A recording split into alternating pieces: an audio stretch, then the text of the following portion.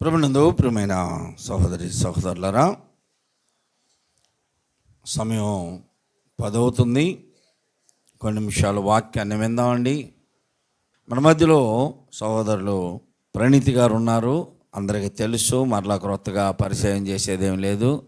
యవనస్తుడిగా తన ఉద్యోగం తాను చేస్తూ మరి సంఘంను నడుపుతున్నాడు.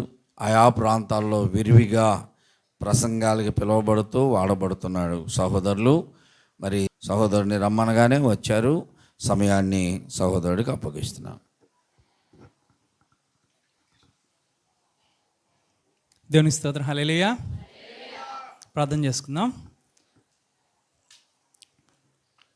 పరిశుద్ధుడా, ప్రేమ కలిగిన మా ప్రియ పరలోకపు తండ్రి, నీ ఘనమైన నామానికి స్తోత్రాలు, స్తుతులు, వందనాలు. ఈ రాత్రికాల ప్రార్థనలో మా తండ్రి ఈ రీతిగా నన్ను నిలవబెట్టుకొని నీ మాటలు ప్రకటించడానికి నన్ను వాడుకొనమని నిన్ను మొరపెట్టి వేడుకుంటూ ఉన్నాం. కేవలం నీ మాటలు మాత్రమే ప్రకటించడానికి కావాల్సిన శక్తిని, బలాన్ని, ధైర్యాన్ని నాకు ఇవ్వండి. ఎక్కడ కూడా అపవాది చోటు ఇవ్వకుండా మా ప్రభువా, ఆది నుంచి అంతం వరకు ఈ సంపూర్ణ రాత్రి ప్రార్థనలో మీరు తోడుగా నడిపించుకున్నామని నా ఈ చిన్ని ప్రార్థన నజరేయుడైన యేసు నామములో అడిగి వేడుకుని ప్రార్థిస్తున్నాం తండ్రి, ఆమేన్. బాగున్నారా? ఇది ఇక్కడ నిలబడడం ఇది నాకు 4వసారి. ఎన్నోసారి? దేవుని స్తోత్రం. హల్లెలూయా. 2025లో వచ్చాను, 2026లో మళ్ళా వచ్చాను. సో కొద్ది నిమిషాల్లో మీతో మాట పంచుకుంటాను. కాకపోతే ఈరోజు ఏంటంటే ఒక చిన్న పరీక్ష. బైబిల్ మీరు తీయడం కాదు, నేను ఈరోజు ఒక వాక్యం చెప్తాను. ఆ వాక్యం పక్కలు కూడా తీసారో లేదో చూడాలి, తీసి పెట్టాలి. ఏం పెట్టాలి? అర్థమైందా? వ్యర్థమైందా? మీరు తీయాలి, మీతో పాటు ఆ వాక్యాన్ని పక్కలు కూడా తీయాలి. తీయకపోతే తీసి పెట్టాలి. బైబిల్ ఫాస్ట్గా తినే వాళ్ళు అక్కడే ఉండిపోండి, ఆ వచనాన్నే చూడండి, ఆ వచనమే ఫాలో అవ్వండి. బైబిల్ ఫాస్ట్గా చదివే వాళ్ళు, తీసేవాళ్ళు నేను చెప్పే ఫాలో అవ్వండి. అర్థమైందా? వ్యర్థమైందా? అర్థమైందా? దేవునికి స్తోత్రం. హల్లెలూయా. బైబిల్ గ్రంథంలో నేను చెప్పబోయే మాట ఇంకా తీమాకండి, చూడండి. ఓకే, బైబిల్ గ్రంథంలో నేను చెప్పబోయే మాట అసలు రాయకూడదు. బైబిల్ గ్రంథంలో ఇది రాయాలి, ఇది రాయకూడదని చెప్పేంత గొప్పవాడిని అంతకంటే నేను కాదు. కానీ ఈ మాటను చూపించి చాలామంది ఏం చేస్తారంటే వాళ్ళుగా ఫేవర్గా మాట్లాడుకుంటూ ఉంటారు. అలా చూపించినప్పుడు బాధ అనిపించి రాయకూడదు కదా నన్ను, అంతే. అందుమించి నాకు దాని గురించి చెప్పే శక్తి కూడా అది కాదు. అయితే రాయకూడని వ్యక్తి, చెప్పకూడని వ్యక్తి రాశాడు ఆ మాట. మా హాస్పిటల్స్లో ఐసీయూలో ఉంటారు. ఐసీయూ అంటే మా దీంట్లో అర్థం ఏంటంటే ఉంటే పైకన్నా పోతాడు, లేకపోతే ఇంటికన్నా వస్తాడు. 2 డెసిషన్స్, అట్లకి మార్పే ఉండదు. ఐసీయూలో ఉన్న పేషెంట్కి ఎప్పుడైనా మార్క్ ఏంటంటే ఉంటే పైకన్నా పోతాడు, జ్ఞాపకార్థ కూడిక, లేకపోతే ఇంటికి వస్తాడు, కృతజ్ఞత కూడిక. ఈ 2 జరుగుతాయి, అంతే తప్ప వేరే డిస్కషనే ఉండదు. అయితే ఈ బైబిల్లో ఈ మాట ప్రాముఖ్యమైనదని నాకు అనిపించింది, ఈరోజు మీకు అందించాలని సిద్ధపడొచ్చా. అయితే ఈ మాట యొక్క అర్థం ఏంటంటే, ఈ మాట చదివి అండి, దీన్ని ధ్యానించండి, దీన్ని ఆలోచించండి. ఏం చేయాలి? చదవాలి, ధ్యానించాలి, ఆలోచించాలి. ఎక్కువసేపు చెప్పకుండా వెళ్ళిపోతాం. సామెతలు, ప్రోవర్బ్స్, సామెతలు 24వ అధ్యాయం 16వ వచనం. సామెతలు 24వ అధ్యాయం 16వ వచనం. అందరు తీసారా? బల్లారాధనప్పుడు రొట్టె కానీ ద్రాక్షరసం కానీ మిస్ అయితే చేయెత్తమంటాం. ఈరోజు కూడా చేయెత్తుదాం. తీయని వాళ్ళు చేయెత్తండి. తీసారు అందరూ? దేవునికి స్తోత్రం. హల్లెలూయా. ఇప్పుడు సిస్టర్స్ చదవండి ఎవరో ఒకళ్ళు. నీతిమంతులు 7 మార్లు పడిన. ఆగుదాం ఇక్కడ. నీతిమంతుడు ఏమవుతాడంట? ఎన్నిసార్లు పడతాడు? Very good. కన్ఫ్యూజ్ ఉందా? అంటే 7 అంకేశాడంటే మొదటిసారి పడుంటాడా, రెండోసారి పడుంటాడా, మూడోసారి పడుంటాడా, 4వసారి పడుంటాడా, 5, 6, 7 సార్లు పడ్డాడు. ఎన్నిసార్లు పడ్డాడు? ఒక్కసారి పడినవాడిని ఒక్కసారి అని రాస్తారు, 2 సార్లు పడినవాడిని 2 సార్లు అని రాస్తారు. కానీ ఇక్కడ 7 సార్లు అంటే ఈయన ఖచ్చితంగా ఎన్నిసార్లు పడతాడు? తర్వాత తిరిగి లేచును, ఆపత్కాలమందు భక్తిహీనులు కూలుదురు. నా వైపు చూడండి. ఈ మాట ఎవరు రాశారంటే రాయకూడని వ్యక్తి రాశాడు. అది ప్రాబ్లం. ఈ మాట ఎవరు రాశారు? గట్టిగా చెప్పండి. సొలొమోన్ గారు రాశారు. ఈయనే 700 మంది భార్యలను చేసుకుని 300 మంది ఉపపత్రులను పెట్టుకుని 1000 పెట్టుకుని పడిపోడి వాడి గురించి పడిపోకూడదని రాస్తున్నాడు. వింటామా? ఎట్లా ఉండిద్ది అంటే బాగా తాగి లివర్ పాడైనోడు తాగాక మాకరా నీ లివర్ పాడైద్దని చెప్పినట్టు ఉండిద్ది. అర్థమైందా? సొలొమోన్ గారు రాశారు ఈ మాట, బైబిల్లో రాశాడు. అది కూడా ఈ మాట ఏమని రాశాడంటే నీతిమంతుడంట 7 మార్లు పడతాడంట. అయితే దీని అర్థం ఏంటంటే నీతిమంతుడు పడతాడు, పడి దేవుని కృప వల్ల తిరిగి లేస్తాడు. అయితే ఇంకొక చిన్న మాట ఉంది కింద, భక్తిహీనుడు. ఏ హీనుడు? ఈ భక్తిహీనుడు అంట పడిపోతే ఇంకా లెగవడు. అంటే దాని అర్థం ఏంటంటే కింద పడిపోయి ఉన్నాడు అనుకోండి, ఆయన ఇంకా మళ్ళీ పడిపోగలడా? కింద పడ్డవాడు ఇంకా పడతాడా? ఎందుకు పడ్డా? కింద ఇంకా పడ్డాకి ఏం లేదు, ఇంక మనమే పడేయాలి తీసుకెళ్ళి 6/3 గుంటలో. ఎప్పుడు? చచ్చిపోతే. ఇంకా పడిపోయినోడు, భక్తిహీనుడు, కూలిపోయినోడు మళ్ళీ పడే సందర్భమే లేదు, ఎందుకంటే వాడు లేచి నిలబడలేదు కాబట్టి. నా ప్రియ సహోదరి సహోదరులారా, జ్ఞాపకం ఉంచుకోండి, ఈరోజు ఈ మాట మనందరికీ కావాలి. దేవుని సన్నిధికి దూరం కాకుండా, దేవుని సన్నిధి వదిలిపెట్టకుండా, నేను పాపం చేశాను అనుకునే దానికంటే ప్రాయశ్చిత్తంగా దేవుడి మొర్ర ఆలకించి దేవుడి సన్నిధిలో మొర్ర పెట్టుకుని నువ్వు ఎప్పుడైతే తిరిగి వస్తావో నీతిమంతుడు పడినా తిరిగి లేస్తాడు. ఈరోజు చాలామంది పాపం చేయడానికి ఉన్నంత ఆసక్తి దేవుడి సన్నిధిలో మళ్ళా వచ్చి మొరపెట్టడానికి ఉండదు. ఈరోజు బైబిల్ గ్రంథంలో నుంచి నేను మీకు 3 ప్రశ్నలు వేసి ముందుకు వెళ్తూ ఉంటా. ఒక మాట చెప్పండి, ఇక్కడ 2 పడ్డారంట, నీతిమంతుడు పడతాడు, భక్తిహీనుడు పడతాడు. అంటే 2 పడ్డం కన్ఫర్మ్. అయితే నీతిమంతుడు ఎన్నిసార్లు పడతాడంట?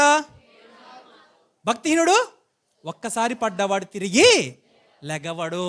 ఈరోజు దేవుని బిడ్డలు ఎవరైతే నేను దేవుని బిడ్డని అని చెప్పుకుంటున్నారో తిరిగి లెగవలేదో వాళ్ళు నీతిమంతులు. గట్టిగా చెప్పండి. ఎందుకు గట్టిగా చెప్పడానికి తెలుసా?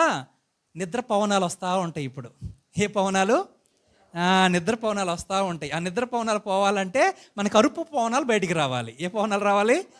అరుపు పవనాలు బయటకు వస్తే నిద్ర పవనాలు పోతూ ఉంటాయి. హల్లెలూయా.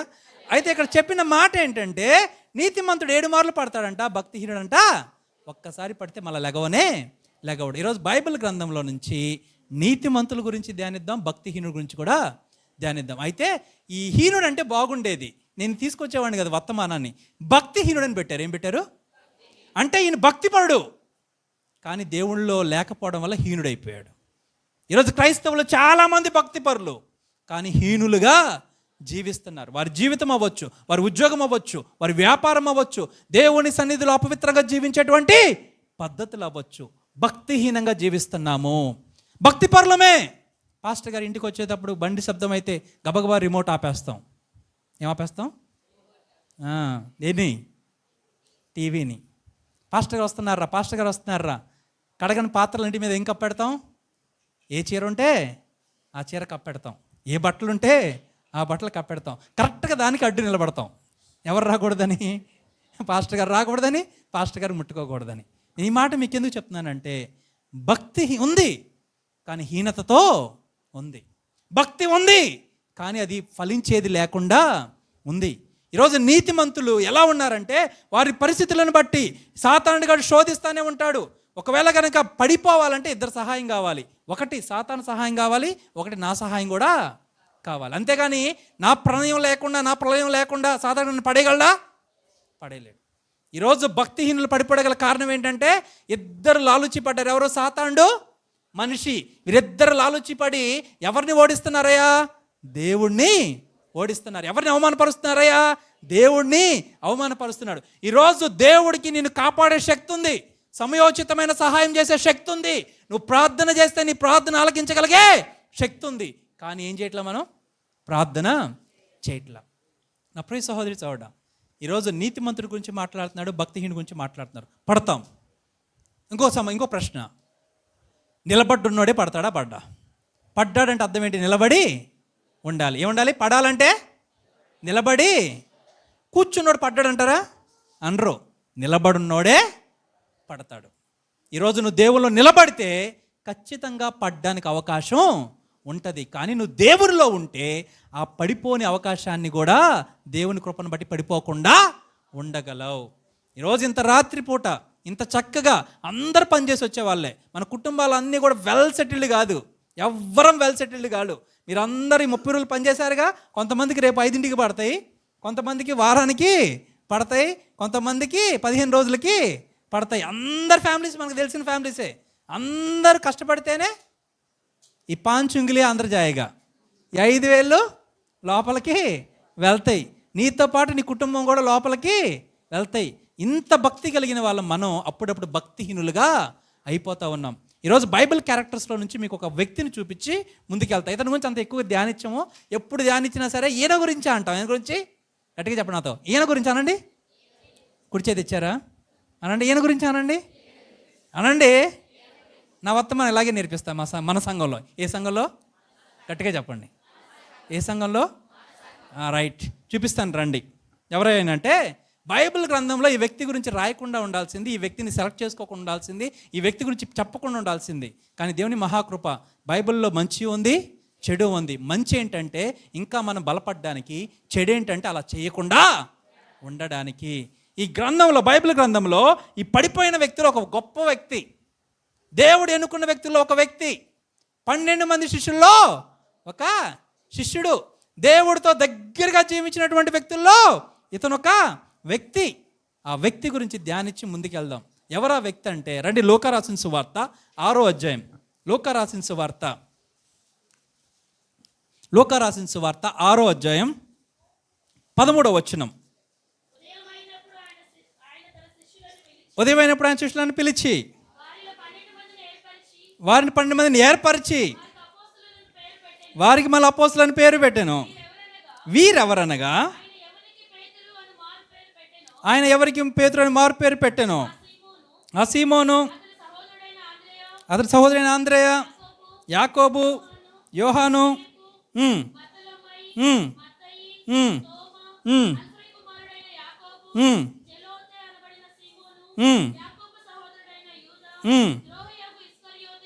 ద్రోహియగు, గట్టిగా చెప్పండి. ఎలాంటి వాడు అంటే వీడు? ద్రోహియగు ఇస్కరియోతు యూదా. మీకు ఒక మాట చెప్పి ముందుకెళ్తా. ఇస్కరియోతు యూదా అంటే 3 పేర్ల కలయిక. ఇస్ కెరియోత్ యూదా, 3 పేర్లు అనమాట. ఆయన ఊరు పేరు కెరియోత్. ఆయన ఊరి పేరు ఏంటి? మీ అందరికీ పుట్టుక పేరు నేటివ్ ప్లేస్ అంటే ఏమంటారు తెలుగులో నాకు తెలియదు. జన్మస్థలమా? జన్మస్థలం అంటే అది వేరే, అంటే ఆ నాన్నగారు ఊరి పేరుని ఒక పేరుతో పిలుస్తారు. ఓకే, అయితే ఈ ఇస్కరియోతు యోధా కూడా ఒక ప్రాంతం నుంచి వచ్చాడు. ఏం ప్రాంతం అయ్యా అంటే యెహోషువ గ్రంథం, యెహోషువ 15వ అధ్యాయం 25వ వచనం. యెహోషువ గ్రంథం 15వ అధ్యాయం 25వ వచనం. యెహోషువ 15:25. అంతే కరెక్టే. చెప్పునా? స్వాస్థ్యం ఇది అంటే యూదా వంశస్థులు గోత్రముల చొప్పున వచ్చినటువంటి స్వాస్థ్యమైనటువంటి వారి స్వాస్థ్యాల గురించి చెబుతా ఉన్నటువంటి సందర్భంలో దక్షిణ దిక్కున, ఏ దిక్కున? దక్షిణ దిక్కున ఏదోము సరిహద్దు వరకు యూదా వంశస్థుల గోత్రం యొక్క పట్టణములు ఏమనగా కబ్జయేలు, ఏదేరు, యాగూరు, కీనాదు, మోనా, అదద, కేదేషు, హాసోరు, యత్నాసు, జిబులెతెము, బయలేతు, క్రొత్త హాసోరు, కెరియోతు. కెరి యేసుక్రీస్తు గారు పుట్టిన వంశంలో నుంచే ఈయన గారు కూడా వచ్చాడు. మీ అందరికీ తెలిసింది, పట్టించింది ఎవరయ్యా అంటే ఆయన వంశంలో ఉన్నవాడే. మళ్ళీ పేరు చివరనుంది ఏమని? ఇస్కరియోతు యూదా. ఈ కెరియోతు అనేటువంటి ప్రాంతం ఏ ప్రాంతం అయ్యా అంటే పాలు తేనెలు ప్రవహించే దేశాలను పంచుకున్నప్పుడు యెహోషువ గారి గ్రంథంలో కెరియోతు అనే ప్రాంతాన్ని కొంతమంది యూదులు పంచుకున్నారు. ఆ పంచుకున్న వాళ్ళ యూదుల్లో నుంచి వచ్చిన వాడే, ఆ ఊర్ల నుంచి వచ్చిన వాడే ఇస్కరియోతు. ఇక బైబిల్ గ్రంథంలో ఎక్కడ రాయలా, ఈ కెరియోతు గురించి ఎక్కడా రాయలా, ఎక్కడా ప్రస్తావించబడలా. కేవలం ఎప్పుడు వచ్చింది అంటే మన ఊరి పేరు అంటే మనం మంచన్నా చేసి ఉండాలి, చెడన్నా చేసి ఉండాలి. ఈ రెండు అప్పుడే పేరు బయటకు వచ్చింది. మన నాన్న పేరు కూడా బయటకు వచ్చింది. ఎప్పుడు? ఒకటి మంచన్నా లేదా రెండోది చెడన్నా. ఇస్కరియోతు కూడా చెడు చేశాడు కాబట్టి ఈ కెరియోతు అనే ప్రాంతంలోది బయటికి రావాల్సిన పరిస్థితి వచ్చింది. ఇస్కరియోతు యూదా ఎందుకు మనం ధ్యానిస్తున్నామంటే ఈ భక్తిహీనుడు, ద్రోహి. ఈరోజు ఇస్కర్యోతు యోధా అని అంత పెద్ద మాట ద్రోహి అంటే, దేవుడికి దగ్గరగా ఉంటూ రోజుకి వారానికి 7 సార్లు వర్తమానాలు వింటూ దేవుడికి దూరంగా జీవించే కొంతమంది భక్తి పరుల్లాంటి క్రైస్తవులను ఏమనాలి? పద్మశ్రీ, పద్మవిభూషణ్, పద్మ చక్రాలతో పాటుగా ఏమన్నా బిరుదులు పెడితే మీరే ఇంటికి వెళ్ళి పెట్టుకోండి. బిరుదులు ఎవరికి పెట్టాలి? భక్తి హీనులకి పెట్టండి. హల్లెలూయా. ఇంటి పేరు కాదు, చాలా పేర్లు ఇంటి పేర్లు పెట్టి పిలవడం కాదు. ఇక నుంచి ఆ భక్తిహీనుడికి ముందు పెట్టారు కదా ఇస్కరియోతు యోధాకి ఏమని పెట్టారు? ద్రోహియగు. ఈరోజు బిరుదులు పెట్టుకుందాం మనం కూడా. నీ భక్తిహీనతను బట్టి బిరుదు, నీ దేవుళ్ళలో ఉన్నటువంటి విశ్వాసాన్ని బట్టి బిరుదు. ఈరోజు స్పష్టంగా దేవుడు మనతో మాట్లాడుతాడు ప్రియులారా. ఏమనంటే నీతిమంతుడు పడతాడు. నీతిమంతుడి గురించి ఇంకా మాట్లాడలా, భక్తిహీనుడి గురించే మాట్లాడుతున్నా. భయం ఏంటా అంటే నీతిమంతుడు పడ్డా తిరిగి లేస్తాడు, పరలోక రాజ్యానికి అవకాశం ఉండిద్ది. కానీ భక్తిహీనుడు ఉన్నాడు చూసారా, తిరిగి లేవడానికి అవకాశం ఉంటుంది. అన్న నీకేం తెలుసు అన్న? మాకు డెత్ రేట్ కూడా తెలుసు అంటారా? అన్న మాకు బర్త్ రేట్ తెలుసు, డెత్ రేట్ కూడా తెలిస్తే నా డేట్ ఎప్పుడు చెప్పండి అమ్మా. హల్లెలూయా. ఈరోజు మైక్ గ్యారంటీ ఉంది, ఈ షర్ట్కి వారంటీ ఉంది, నా లైఫ్కి మాత్రం గ్యారంటీ లేదు. పొద్దునే చూశానండి నేను డ్యూటీకి వెళ్ళేటప్పుడు, సాయంత్రం వచ్చేసరికి ఏమైపోయాడు? చనిపోయాడు. ఒక్క ఒక్క ఒక్క గురకజాలు. అప్పుడప్పుడు కొంతమందికి మీకు ఇప్పుడు గుర్తు చేస్తా, రాత్రులు నిద్రపోతూ ఉంటే ఇట్లా వస్తుంది. ఎంతమందికి వచ్చింది చేతులు ఎత్తండి. రాలేదు ఎవరికి? దేవునికి స్తోత్రం. హల్లెలూయా. మీరు డాక్టర్ దగ్గరికి కావాల్సిన పనే లేదు. ఊపిరి ఆడనట్టు, గాలి పీల్చుకోలేనట్టు, బరువుగా ఉన్నట్టు వచ్చింది. అది గనక గట్టిగా ఒకటి కడితే చాలు. అన్నా వచ్చిందా? గట్టిగా ఒక్కసారి కనుక మీరు ఆ సెన్స్లో నుంచి అమ్మాయి ఒక గ్లాస్ మంచినీళ్ళు ఇవ్వనేంత టైం కూడా ఇవ్వదు. జ్ఞాపకం ఉంచుకోండి. ఏ శ్వాసో తెలుసా? నువ్వు పుట్టిన నాటి నుండి ఇప్పటి వరకు కొన్ని వేల కోట్ల సార్లు పీల్చుంటావు శ్వాస. ఈ ఒక్క శ్వాస 30 సెకండ్లు కనుక గ్యాప్ ఇచ్చిందంటే చాలు, జ్ఞాపకార్థకుడికి అయిపోద్ది. నా ప్రియ సహోదరి సహోదరా, ఇక్కడ నువ్వు నీతిమంతుడి గురించి మాట్లాడకుండా భక్తిహీనుడి గురించి ఎందుకే నేను ప్రాముఖ్యంగా ఇదే ముందు ఎందుకు మాట్లాడుతున్నానంటే, భక్తిహీనుడు పడిపోతాడు, తిరిగి లెగవ్వడు. ఈరోజు దేవుని బిడ్డలు జ్ఞాపకం ఉంచుకోండి, నువ్వు పడిన స్థితిలో ఉండకూడదు. పడి ఉండొచ్చు, అందుకే నీతిమంతుడి గురించి 7 సార్లు రాశారు, 70 సార్లు ఇంకా పెట్టకుండా. ఎందుకు చెప్తానంటే ఈ మాట, భక్తిహీనులుగా ఉండొద్దు మనం. ఏమో నువ్వు అనుకోని ఉండొచ్చు, నీ బలహీనతను బట్టి, నీ ఉద్యోగంలో ఉన్నటువంటి పరిస్థితులను బట్టి, నీ వ్యాపారంలో ఉన్నటువంటి ప్రెజర్స్ని బట్టి నువ్వు పడిపోయి ఉండొచ్చు. కానీ ఉండొచ్చు కాదు, ఉండకుండా ఉండడానికి దేవుడి శక్తిని దయచేయునుగాక. ఈరోజు ఇస్కరియోతు యోధా దేవుడితోనే ఉన్నాడండి, దేవుడితోనే కలిశాడండి, దేవుడితో కలిసి తిన్నాడండి. అలాంటి వ్యక్తి చేసిన ఘోరమైన పని ఏంటో తెలుసా అండి? ఆయన ఇంతకుముందు ఒక పని చేసేవాడు, దేవుడి దగ్గర ఉన్నప్పుడు డబ్బు దాచేవాడు. ఆయనకు ఉద్యోగం ఇచ్చారు. ఏమిచ్చారు? డబ్బు దాచే ఉద్యోగం. డబ్బుని ఏం దాచేవాడంటే సగం ఈ జేబులో, సగం దేవుని కానుకల సంచిలో. ఈరోజు అన్న దొంగతనం అంటేనే డబ్బు అంటున్నారేమో. ఈరోజు మనందరం దొంగలమే. అందరు చెప్పండి, మనందరం గట్టి. అబ్బా ఖాళీలు పూరించమాకండి, మొత్తం చెప్పండి నాతో, మనందరం దొంగలమే.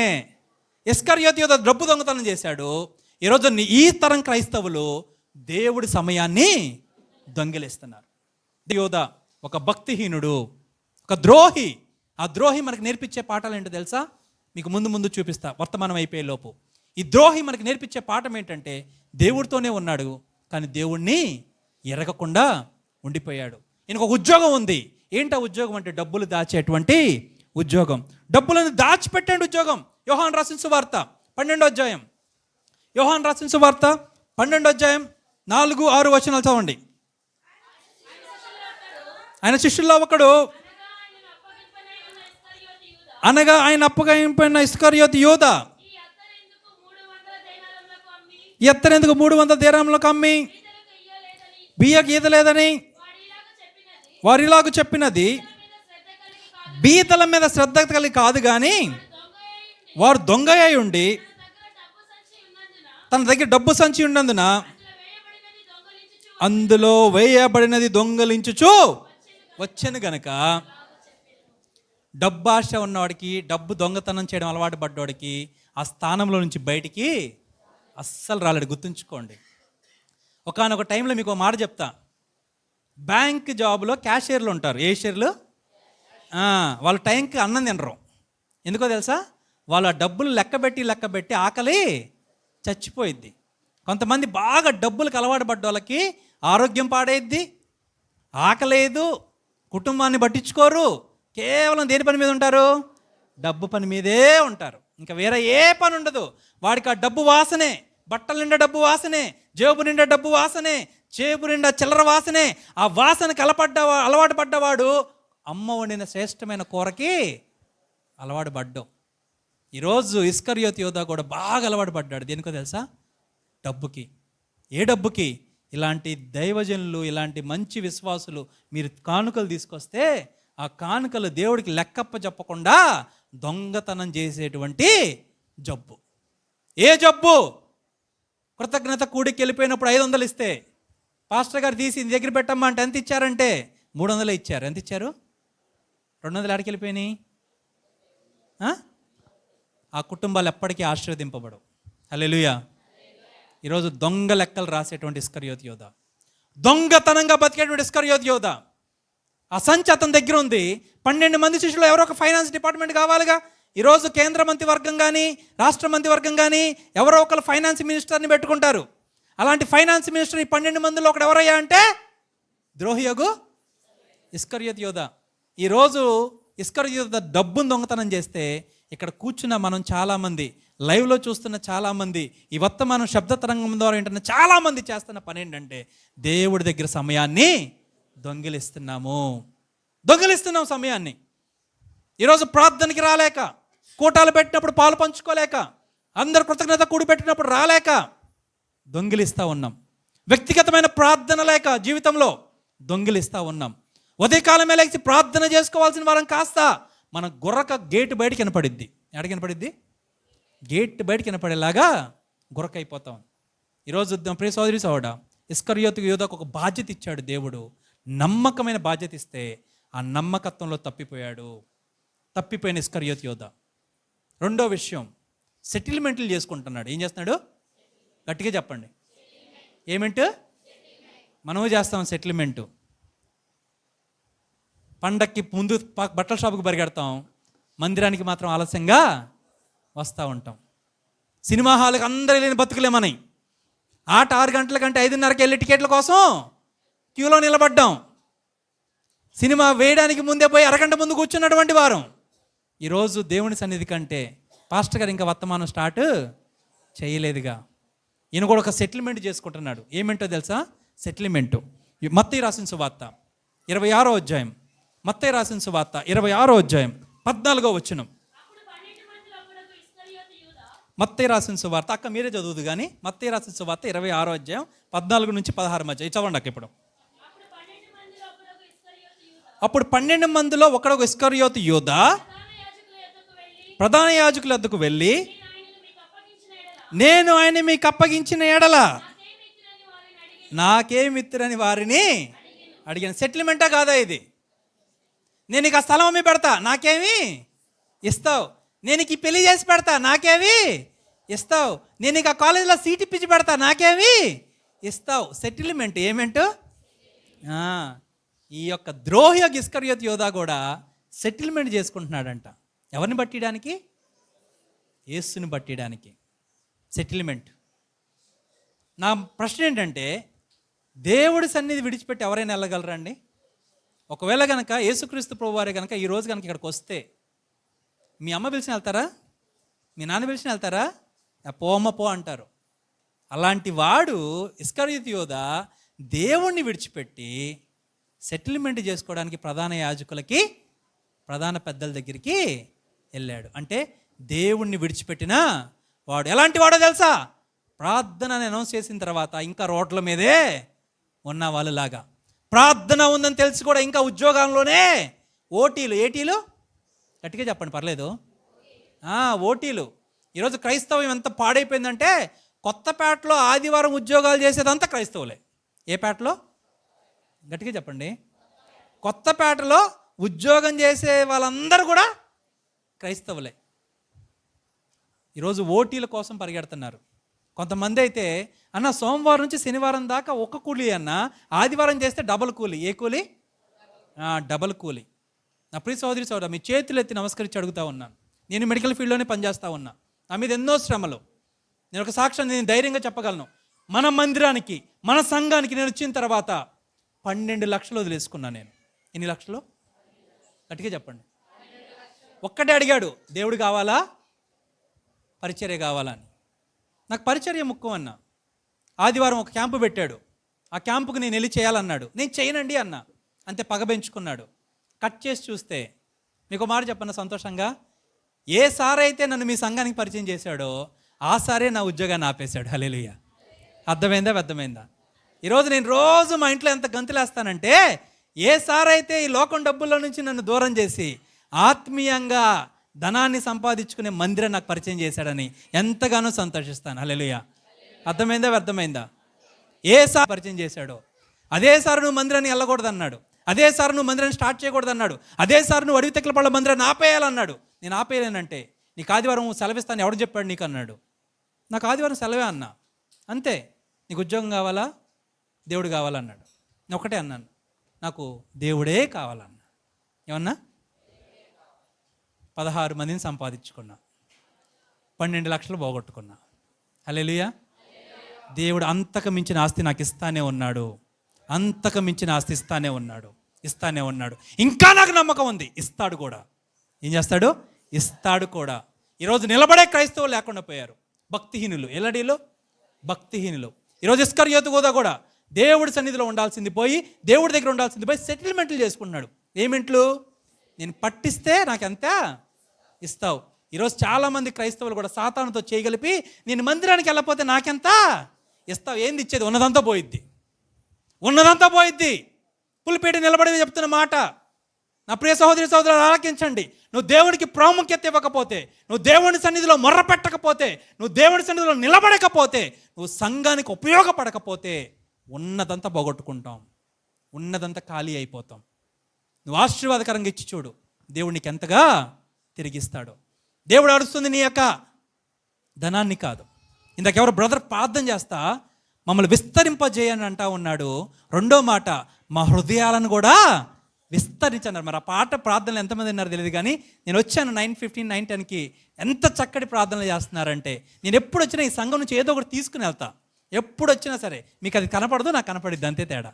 నేను తీసుకుని వెళ్తాను, నేను మా వాళ్ళకి నేర్పిస్తూ ఉంటాను. ఎంత బ్యూటిఫుల్ ప్రేయర్ చేశారంటే, ముందు వాళ్ళ గురించి నేను రాలేదమ్మా, సారీ, ఇద్దరు అన్నవాళ్ళు ఎంత చక్కటి ప్రార్థన అంటే రియల్లీ బ్యూటిఫుల్ ప్రేయర్స్. విస్తరింపజే హృదయాన్ని. అప్పుడే సహోదరి సహోడా, మన సంఘాలు విస్తరించాలంటే ఇంకో మాట కూడా చెప్తా. దేవుడి దగ్గర ఉండకుండా సెటిల్మెంట్లో కూర్చున్నాడు. ఇంకొక మాట చూపిస్తాను.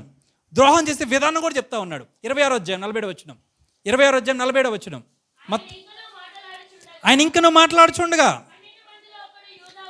12 మందిలో ఒకడు యోధా వచ్చెను, వానితో కూడా బహు జన సమూహము కత్తుల గుదిలో పట్టుకొని ప్రధాన యాజకుల నుండి ప్రజల పెద్దల ఎద్దు నుండి వచ్చెను. ఇది బాగా చదువు, 48 బాగా చదవండి.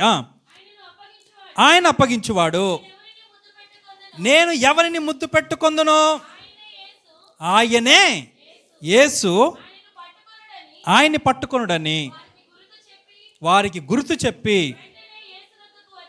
చాలండి, అప్పగించడానికి గుర్తు చెప్పాడు. ఏం పెట్టుకుంటా అన్నాడు? ఈరోజు మనం కూడా బాగా గుర్తు పెట్టుకుంటున్నాం సంఘాన్ని ఎలా ఎగ్గొట్టాలని, సంఘానికి ఎప్పుడు ఎలాగా దూరం అవ్వాలని.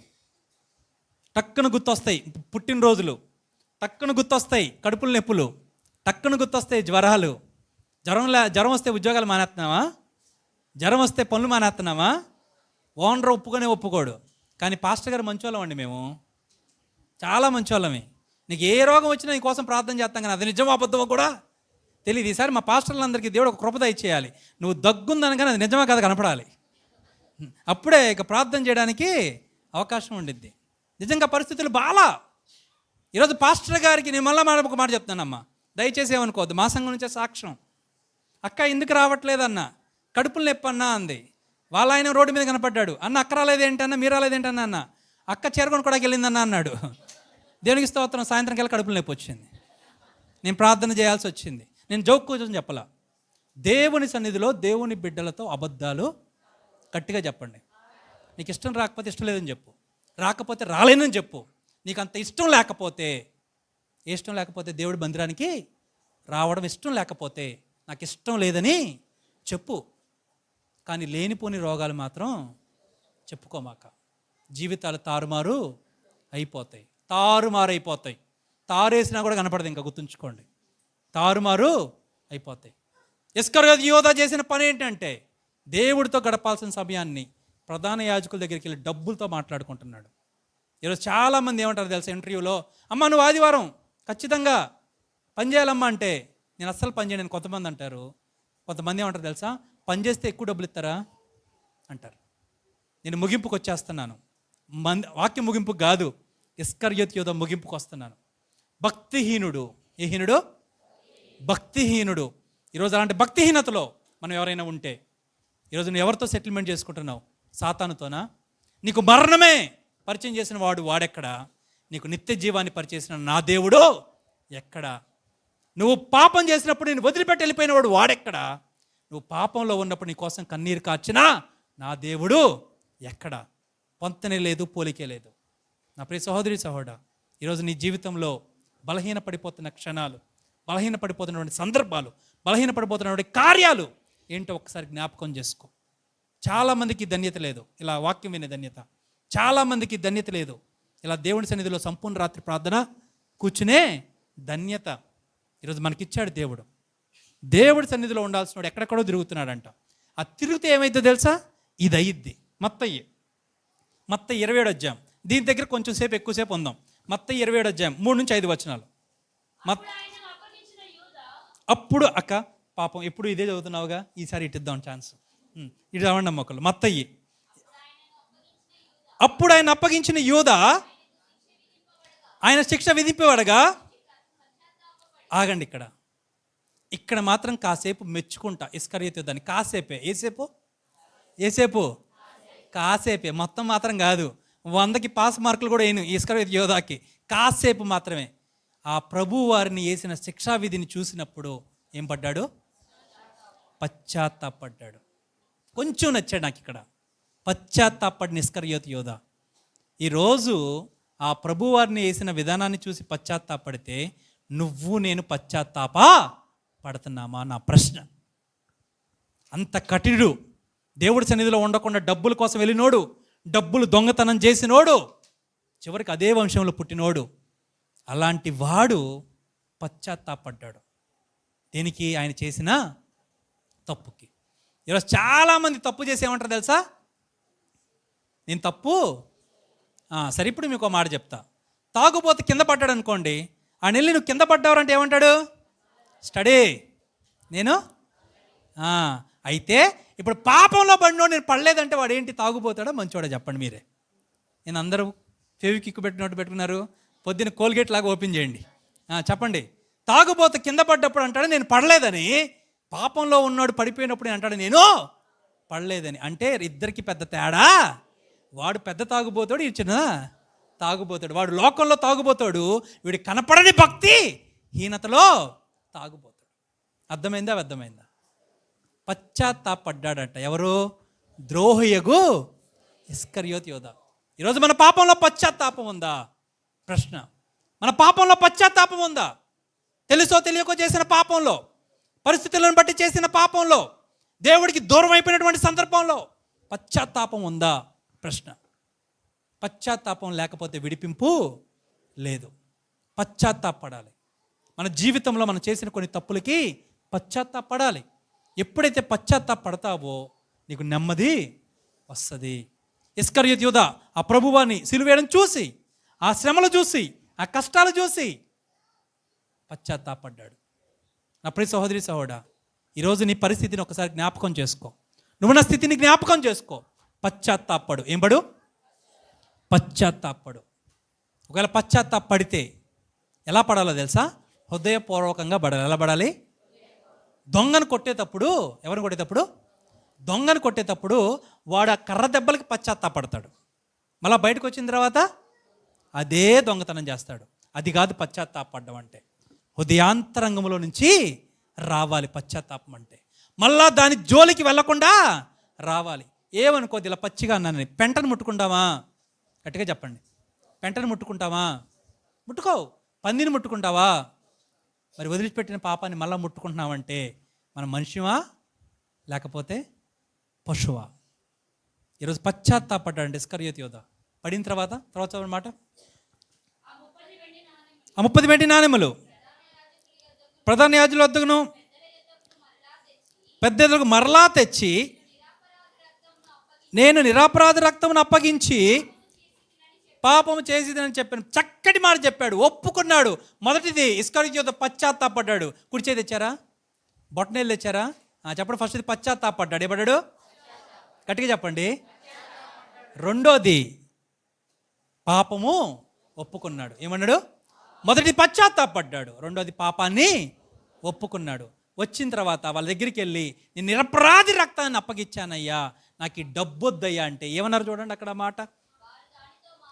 మారిన దాంతో ఎగ్జాక్ట్ సాతాను బ్రదరు. దేవుణ్ణి పట్టించిన తర్వాత, ప్రభువాన్ని పట్టించిన తర్వాత అప్పటి వరకు సెటిల్మెంట్కి తిరిగిన వాళ్ళు, మన చుట్టూ తిరిగిన వాళ్ళు, మనం కష్టాల్లో ఉన్నప్పుడు ఏం చేస్తారో తెలుసా? వదిలేసి వెళ్ళిపోతారు. వెళ్ళిపోయాడు అలాగే వీళ్ళు కూడా. మాకేం పని, నువ్వు పట్టించావు అయిపోయింది, మాకు అంతే, మాకు సంబంధం లేదు. అదేందే, నువ్వే కదా ఆ స్థలం ఇప్పించింది, ఆ పెళ్లి చేసింది, ఆ ఉద్యోగం ఇప్పించింది, ఇస్తానని ఉద్యోగం మాట ఇచ్చింది, ఇప్పుడు ఏమంటావు? నాకు సంబంధం లేదు, సంబంధం లేదు. నీకు మాట చెప్పమంటారా? ఈ లోకంలో విడిచిపెట్టేది సంబంధం లేదనేది మనుషులు, సాతానే. నా దేవుడు ఎప్పుడు నీతో సంబంధం కలిగే ఉంటాడు. జ్ఞాపకం ఉంచుకో. ఈ మనుషులు నిన్ను విడిచిపెట్టినా, ఈ లోకం నిన్ను విడిచిపెట్టినా, ఈ లోకం నిన్ను విడిచిపెట్టేసి వెళ్ళిపోయినా బాగా జ్ఞాపకం ఉంచుకో, ఆయన ఎప్పుడు నీతోనే ఉంటాడు. My God may be invisible but his works always visible. అంటే ఏంటంటే అర్థం, ఆయన మనకు కనపడ్డు, కానీ మనం చేసిన ప్రార్థనలు ఆయన అందరికీ కనపడేలాగా చేస్తాడు. ఇందాక బ్రదర్ చేస్తాడు గర్భఫలం కోసం. గర్భఫలం కోసం చేస్తాం, అందరూ కన్నీరు గార్చి చేస్తాం. ఫలం కనపడదా మనకి? ఎదుగుతా ఎదుగుతా ఎదుగుతా ఉంటుంది. ఏ స్థాయికి ఎదిగిద్దా అంటే, రేపు గనక ఆ ఎదిగిన వాడు గనక దేవుళ్ళు లేకపోతే ఆ పాదాలు తండ్రి గుండెల మీద పెట్టేలాగా ఎదిగిద్ది. ఈరోజు ఇక్కడ చెప్తున్నటువంటి మాట, నాకేం సంబంధం, ఆ డబ్బుల సంగతి నువ్వే చూసుకో. చివరికి ఏం చేశాడు తెలుసా? ఆ డబ్బులను అక్కడే పడేశాడు. నాకు ఒక చిన్న ఆశ ఏమనిపించిందంటే, ఆ వచ్చేదేదో సిలువ మీద ఇంకో దొంగ మారినట్టు ఈ దొంగ కూడా యేసయ్య దగ్గరికి వచ్చి ఉంటే, ఆ దొంగేమో సిలువ మీద వేయబడ్డాడు, ఈ దొంగేమో జనాల మధ్య ఉండిపోయాడు. నా ప్రియ సహోదరి సహోదరుడా, ఈరోజు జనాల మధ్య ఉండిపోతున్న దొంగలు చాలామంది ఉన్నారు. చాలామంది ఉన్నారు జనాల మధ్య ఉండిపోయే దొంగలు, చాలామంది ఉండిపోయారు. ఈరోజు ఇస్కరియోతు యోధ ఆ ప్రధాన యాజకుల దగ్గరికి, ఆ పెద్దల దగ్గరికి, వీరి దగ్గరికి వెళ్ళకుండా చక్కగా ప్రభు వారి దగ్గరికి వచ్చి ఉంటే, నీతిమంతుడి లిస్టులో ఉండి ఈరోజు నేను మాట్లాడే లిస్టులో లేకుండా ఉండేవాడు. ఈరోజు దేవుడి దగ్గరికి రాకుండా, చదవండి ఆ మాట తర్వాత, దాంతో నా బాకేం పని చూచుమని చెప్పగా అతడు ఆ వెండి నాణెములను దేవాలయంలో పారవేసి పోయి, భక్తిహీనులు ఎక్కువ మంది ఉరేసుకుంటారు. ఏం వేసుకుంటారు? ఉరేసుకుంటారు. ఉరి పెట్టుకున్నాడంట. నా ప్రశ్న ఒక్కటే, ఒకవేళ గనక ఆ పశ్చాత్తాపడ్డవాడు, కన్నీరు కార్చిన వాడు, దేవాలయానికి వెళ్ళిన వాడు నా ప్రభు వారి దగ్గర కనుక వచ్చినట్లయితే రక్షణ పొందుకునేవాడు. రక్షణ పొందుకునేవాడు. అపవాదితో సహవాసం చేశాడు, అపవాది హృదయ ఆలోచనలని అంగీకరించిన వాడు మార్పు చెందలేకపోయాడు, భక్తిహీనత స్థితిలోకి పడిపోయాడు. నా ప్రియ సహోదరి సహోదరుడా, ఈరోజు ఇస్కరియోతు యోధ స్థానంలో ఇక్కడ కూర్చున్న వారి కావచ్చు, ఈ లైవ్లో ఉన్నవారు కావచ్చు, ఈ శబ్ద తరంగం ద్వారా వినేవారు కావచ్చు, జ్ఞాపకం ఉంచుకుందాం. పడిపోయావేమో, నీకు ఆలోచనలు వస్తున్నాయేమో, చచ్చిపోదాం, ఇంకా నా వల్ల కావట్లే ఈ కుటుంబ సమస్యలు, నా వల్ల కావట్లే ఈ చదువులు చదవటాలు, నా వల్ల కావట్లే ఈ ఉద్యోగం చేయటాలు, నువ్వు వల్ల కావట్లేదని ఎందుకు అనుకుంటున్నావంటే, నీ వల్లతో చేపించే రాజు నువ్వు మర్చిపోయావు. చెస్ ఆడతారు చాలామంది, చదరంగం ఆడతారు. వాడికి గుర్తుండాల్సిన విషయం ఏంటంటే, ఆడేవాడికి ఎంతమంది చంపేస్తా ఉన్నా సరే తన రాజు తనతో ఉంటే విజయం తందే అని గుర్తుంచుకోవాలి. చెస్ ఆట ఎప్పుడు అయిపోయిద్ది అంటే, క్రికెట్ 50 ఓవర్లు అయితే అయిపోయిద్ది, 20 ఓవర్లు అయితే అయిపోయిద్ది, 2 పోటీలు ఎవడొకటి గెలిస్తే అయిపోయిద్ది. చెస్లో కూడా రాజు చచ్చిపోతేనే ఆట అయిపోయిద్ది. ఈరోజు గుర్తుంచుకోండి, నా రాజు నేనన్నా చస్తాను కానీ నా రాజు ఎప్పటికీ చావడు. నా రాజు సజీవుడు, నా రాజు శక్తి కలిగిన వాడు, నా రాజు నా పరిస్థితులని ఆలకించగలిగిన వాడు. ఈ లోకంలో నేను ఎన్నుకున్న రాజు, నేను మొర్రపెట్టిన రాజు, నేను ప్రార్థన చేసే నా రాజు ఎప్పటికీ సజీవుడు. ఆ సజీవుడైనటువంటి రాజుని నువ్వు ఎరుగున్నట్లయితే నువ్వు వాడే ప్రతి ఆట గెలుపు ఖచ్చితంగా నీదే అవుతుంది. నువ్వు చేసే ఉద్యోగం, నువ్వు చదివే చదువు, నువ్వు ప్రారంభించిన వ్యాపారం, నువ్వు చేసే ప్రతి ప్రార్థన విజయం అవుతుంది.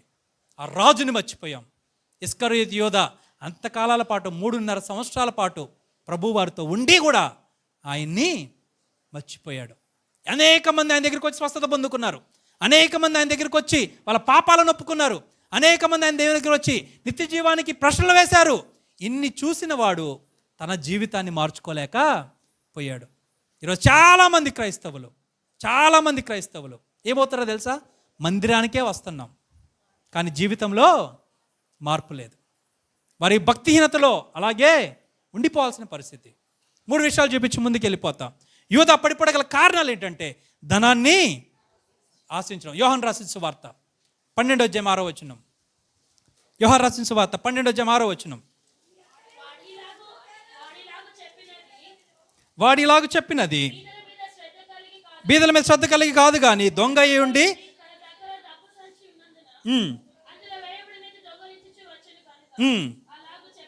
అలాగూ చెప్పాను. నా ప్రియ సోదరి సోదరుడా, దొంగగా ప్రారంభించాడు, చివరికి పశ్చాత్తాపం లేకుండా, దేవుని దగ్గర రక్షణ పొందుకోకుండా, క్షమాపణ పొందుకోకుండా అంతే చచ్చి పోయాడు. ఈరోజు ఇక్కడ చాలామంది క్రైస్తవులమి మందిరానికి వస్తున్నాం. మా అమ్మ వచ్చిందని నేను వచ్చిందని రేపు నా మనవడు కూడా వస్తాడు. కానీ అది కాదు కావాల్సింది. దేవుని సన్నిధిలో ఇందాక బ్రదర్ చేస్తా ఉన్నాడు, 90% of your church are been blessed. రక్షణ పొందారంటే ఇంకెంత కావాలి? 10%. ఎంత శాతం? 90 మంది కనుక మీరు కన్నీరు గారిస్తే 10 మంది కూడా కొట్టుకుంటూ వచ్చేస్తారండి. దేంట్లోకి? రక్షణలోకి. దీనిలోకి? రక్షణలోనికి. ఎంత నెంబర్ అంటే, నేను మొన్న ఒక మీటింగ్స్కి వెళ్ళా, అంతా అయిపోయింది. పాస్టర్ గారు లెగ్స్ ఒక మాట అన్నారు, ఈరోజు పరిచర్య చేస్తున్న బిడ్డలందరూ బట్టి నిండు వందనాలు, పరిచర్య చేస్తున్న బిడ్డలందరూ కూడా ఒక్కడు కూడా రక్షణ పొందుకోలేదు. అర్థమైందా వ్యర్థమైందా? నా బ్రదర్ చేసేటప్పుడు అనిపించింది 90% of our church are under salvation, రక్షణలో ఉన్నారు.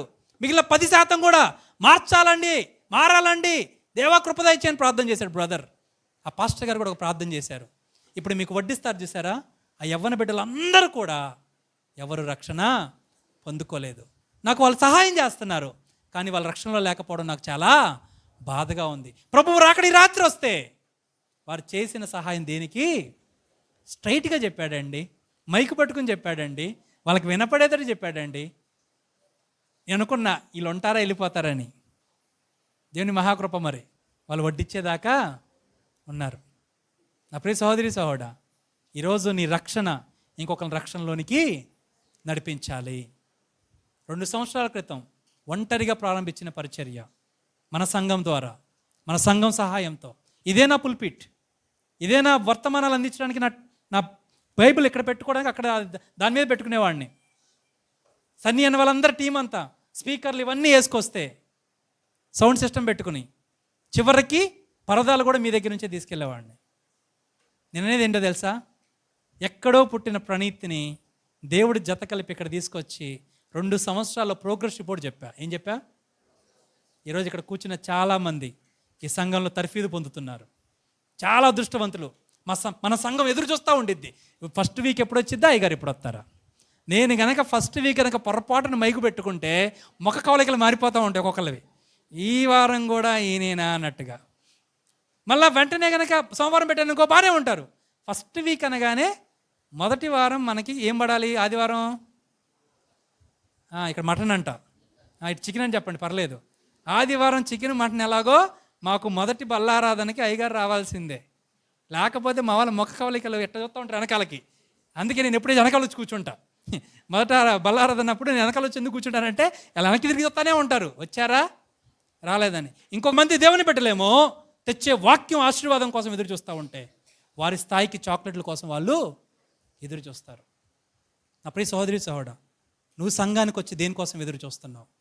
నువ్వు చేసే కన్నీటి ప్రార్థన, నువ్వు దేవుడి దగ్గర పెట్టే మొర్ర, వాడికి జవాబు తీసుకెళ్లే స్థాయిలో ఉండాలి.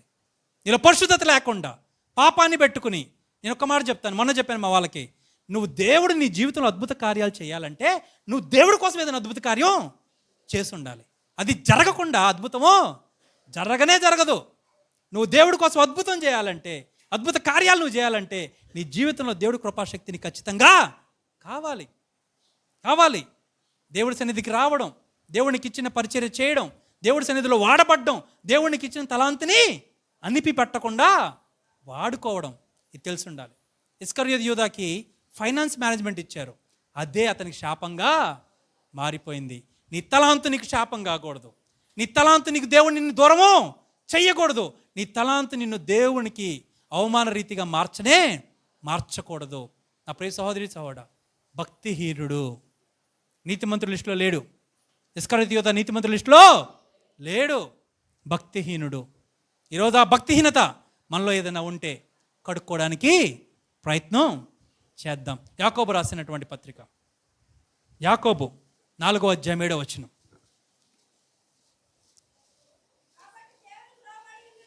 కాబట్టి దేవునికి లోబడుండుడి.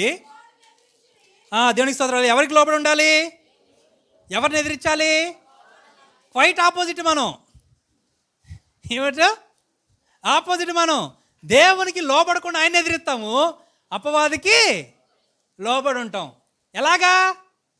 రిమోట్ చూస్తే రక్షణ ఛానల్ పెట్టమనిద్ది, నువ్వేమో వేరే ఛానల్కి మారిపోయిద్ది. ఈరోజు నువ్వు దేవునికి లోబడి ఉండాలి, అపవాదిని ఎదిరించాలి. నా ప్రియ సహోదరి సహోదరుడా, అపవాదిని ఎదిరించు. అపవాదిని ఎదిరించే శక్తి నీకు కావాలని దేవుని సన్నిధిలో ప్రార్థన చెయ్యి. యవ్వన ప్రాయంలో ఉన్నటువంటి బిడ్డలకి నేను ఇచ్చే సలహా, నీ యవ్వన ప్రాయాన్ని నీ మోకాలు ఎంత నల్లగా తయారు చేసుకుంటావో నీ మిగిలిన భవిష్యత్తు అంత అద్భుతంగా ఉంటుంది. బాగా జ్ఞాపకం ఉంచుకోండి.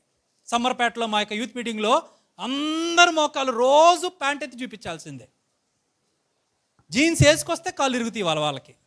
రోజు ప్యాంట్ ఎత్తి చూపించాల్సిందే. పోయిన వారం ఎలా ఉంది, ఈ వారం ఎలా ఉంది, వాళ్ళకు ప్రాయం వచ్చేసరికి ఎలా అయిపోవాలి? మోకాళ్ళు నల్లగా అయిపోవాలి. నువ్వు ప్రార్థన చేస్తే ఎందుకు నల్లగా అవుతాయి అని అంటే, రక్తం అక్కడ ప్రసరణ అయ్యేటప్పుడు, తిరిగేటప్పుడు, ఎక్కువసేపు మోకాలు ఉన్నప్పుడు ఆ బ్లడ్ అక్కడ కొంతసేపు ఆగిపోయినప్పుడు నల్లగా తయారైపోతుంది. ఇందాక ప్రార్థనలో ఒక వాక్యం విన్నా, ఒక రిక్వైర్మెంట్ విన్నా. దేవుడు మహాకృప చూపిస్తే వాళ్ళకి నేను సహాయం చేయను గాక. మోకాళ్ళు ప్రార్థన చేసి చేసి చేసి ఇబ్బంది అయిపోయినాయి అంట. దయచేసి వాళ్ళు ఎవరు నన్ను కలవండి. దేవుడు మహాకృపను బట్టి నేను వాళ్ళ కోసం ఏమన్నా సహాయం చేయగలిగితే దేవుడు నన్ను వాడుకొను గాక. మోకాళ్ళు నలగగొట్టబడాలి, మోకాళ్ళు అరగాలి, మోకాళ్ళు కరగాలి. అప్పుడే నీ యొక్క కుటుంబం ఉన్నతమైన స్థానంలోకి వెళ్తుంది. యవ్వన ప్రాయంలో ఉన్న బిడ్డలారా, పైన ఉన్న బిడ్డలారా, జ్ఞాపకం ఉంచుకో, నల్లబడాలి. నువ్వు ఫెయిర్ అండ్ లవ్లీలు రాసి మొహాన్ని తెల్లగా కాదు, ప్రార్థన చేసి నీ మోకాలని నల్లగా మార్చుకో. దేవుని సన్నిధికి నువ్వు దగ్గరగా ఉండడానికి అవకాశం ఉండింది. యాకోబు ఇక్కడ చెప్తున్న మాట, యాకోబులో దేవుడికి లోబడి ఉండాలంట, అపవాదిని ఎదిరించాలి. ఈరోజు మనకొచ్చే ఆలోచనలో, మనకొచ్చే తలంపుల్లో, మనకున్నటువంటి ప్రతి సందర్భాల్లో అపవాదిని ఎదిరించాలి, దేవుడికి లోబడి ఉండాలి. ఇంకొక మాట చెప్పేసేస్తాను. ఇంకొక ఆయన కూడా తప్పు చేశాడు, నీతిమంతుడిగా ఉండాలనుకున్నాడు. ఎవరో తెలుసా ఆయన? సౌలు. ఏలు ఇస్కరియోతు యూదా గురించి అయిపోయింది. ఇంకంతకంటే ఎక్కువసేపు నేను మాట్లాడలేను. ఎందుకో తెలుసా? కథ సమాప్తం. ఏమయ్యాడు? ఉరేసుకుని చచ్చిపోయాడు. మారు మనసు పొందుకుని, రక్షణ పొందుకుని, అయ్యా నన్ను క్షమించంటే మిగిలిన శిష్యులు వాడబడినట్టు వాడబడేవాడు, హతసాక్షి అయ్యేవాడు, ఆత్మహత్య చేసుకుని సాక్షి అయ్యాడు. ఈరోజు సౌలు కూడా దేవుడి చేత ఎన్నుకొనబడ్డవాడు. రాజు కావాలి, రాజు కావాలి, రాజు కావాలంటే ఎక్కడో గాడిదలు కాసుకునేవాడిని, ఎక్కడో గాడిదలు ఎత్తుకునేవాడిని తీసుకొచ్చి రాజుని చేస్తే తొందరపడ్డ నిర్ణయాలు. ఏ నిర్ణయాలు? కొన్ని నెలల క్రితం, ఈరోజు నేను ప్రోగ్రెస్ రిపోర్ట్ చెప్పడం గల కారణం ఏంటో తెలుసా? నా టీచర్ నన్ను కరెక్ట్ చేశాడు. అయ్యగారు నన్ను కరెక్ట్ చేశారు. అయ్యగారు ఒక రోజు మాట్లాడాలని చెప్పి ఫోన్ చేశా. స్టార్టింగ్లో మనకు చాలా యాంగ్జైటీ ఉండేది. పరిచయం ప్రారంభ దినాలుగా పరిగెత్తడం, దూకడమే, చేతిలో చిల్లిగా ఉండేది, కానీ ఆలోచనలు మాత్రం గొప్పగా ఉండేవి. ఇదే అమ్మగారి స్థానమే. మీరెవ్వరూ లేరు, బయట కూర్చున్న వాళ్ళు ఎవ్వరు లేరు. పాస్టర్ గారు నేనే. పాస్టర్ గారు ఏదో చేద్దాం, అది చేద్దామంటే ఆర్థిక పరిస్థితి బాలా, సంఘం మీద ఫోకస్, నాకు చెప్పిన మాట నాకు బాగా జ్ఞాపకం.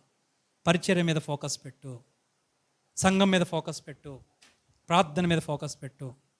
మిగిలిన కార్యాలన్నీ వద్దు, వదిలేసాయి. ఏం పట్టించుకోకు, వదిలేసాయి.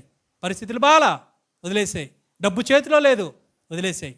ఈరోజు ప్రోగ్రెస్ రిపోర్ట్ నెంబర్ 1, ఆ రోజు సరిచేసిన విధానమే 16 మంది బాప్తీసాలకి కారణమైంది. సమయాన్ని ఇవ్వండి పాస్టర్ గారితో గడపడానికి, సమయాన్ని ఇవ్వండి చేసిన తప్పులు సరి చేసుకోవడానికి. ఒకవేళ ఆ దారి ఇలా వెళ్తూ ఉండేదాన్ని, నేను యూటర్న్ తీసుకుని దేవుని సన్నిధిలో కరెక్ట్ చేతిలో వాడబడ్డప్పుడు ఈరోజు మీ ముందు నిలబడి వర్తమానం అందించగలుగుతున్నా. ఈరోజు నీకు పెద్ద పెద్ద లెక్చరర్లు బయట లోకంలో కావాలి, కానీ నీ జీవితం మారాలంటే సంఘంలోనే సాధ్యం. నువ్వు అనుకోవచ్చు మా పాస్టర్ గారికి ఏం తెలుసు అండి. పాస్టర్ గారికి లోకానికి మించిన జ్ఞానం దేవుడు ఇచ్చాడు, అది బాగా జ్ఞాపకం ఉంచుకోండి.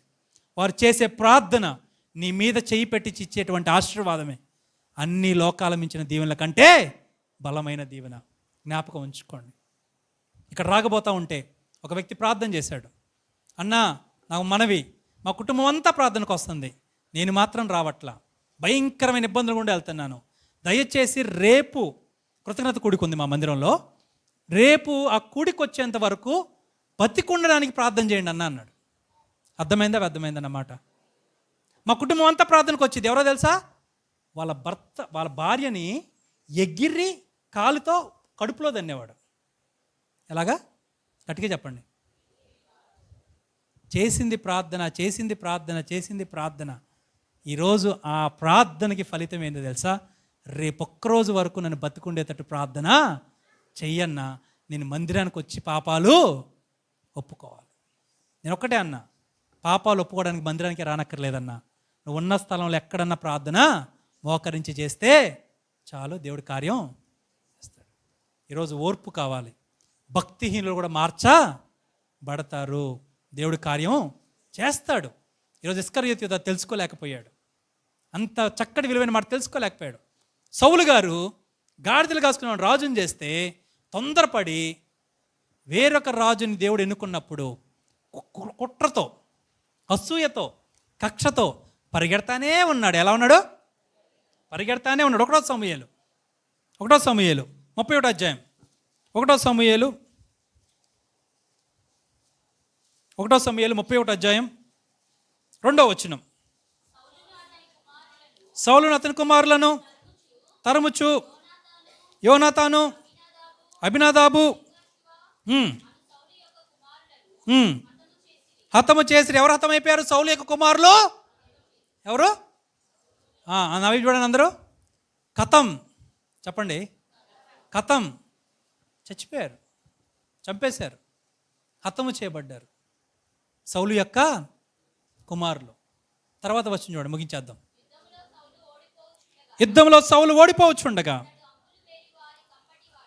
ఆ త్రంబులు మోయివాడి వాని చేత బహుగాయములు నందును.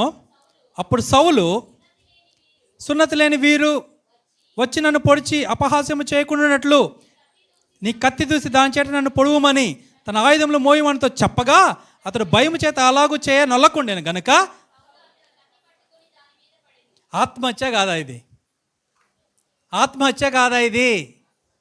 ఆయనేమో ఉరిపోసుకుని చచ్చాడు, ఈయనేమో కత్తి దూసుకుని. ఇంకో మాట ఏంటంటే, ఒకవేళ ఇలా పొడుచుకున్నాం అనుకోండి, నొప్పిపుట్టు ఆగిపోతాం. అందుకని ఏం చేశాడు తెలుసా? దాని మీద వెళ్ళి పడ్డాడు. నా ప్రియ సహోదరి సోదరుడా, ఇద్దరు చక్కటోళ్ళే, మంచోళ్ళే, కానీ ముగింపుకు వచ్చేసరికి నిలవలేకపోయారు. భక్తిహీనులు. ఇందాక సామెతలు అన్న మాట ఏంటంటే, భక్తిహీనులకు పడిపోతే లేకవరు, పడిపోయే ఉంటారు. ఈరోజు భక్తిహీనులు పడిపోయే ఉంటారు, లెగవరు. నీతిమంతులు 7 మార్లు పడిపోయినను తిరిగి లేస్తారు. ఎవరన్నా అలాంటి వాళ్ళు? నెంబర్ 1 దావీదు. దావీదు బత్షెబతో పాపం చేసి ఉరియాని చంపి పశ్చాత్తాపడ్డా పడలేదా?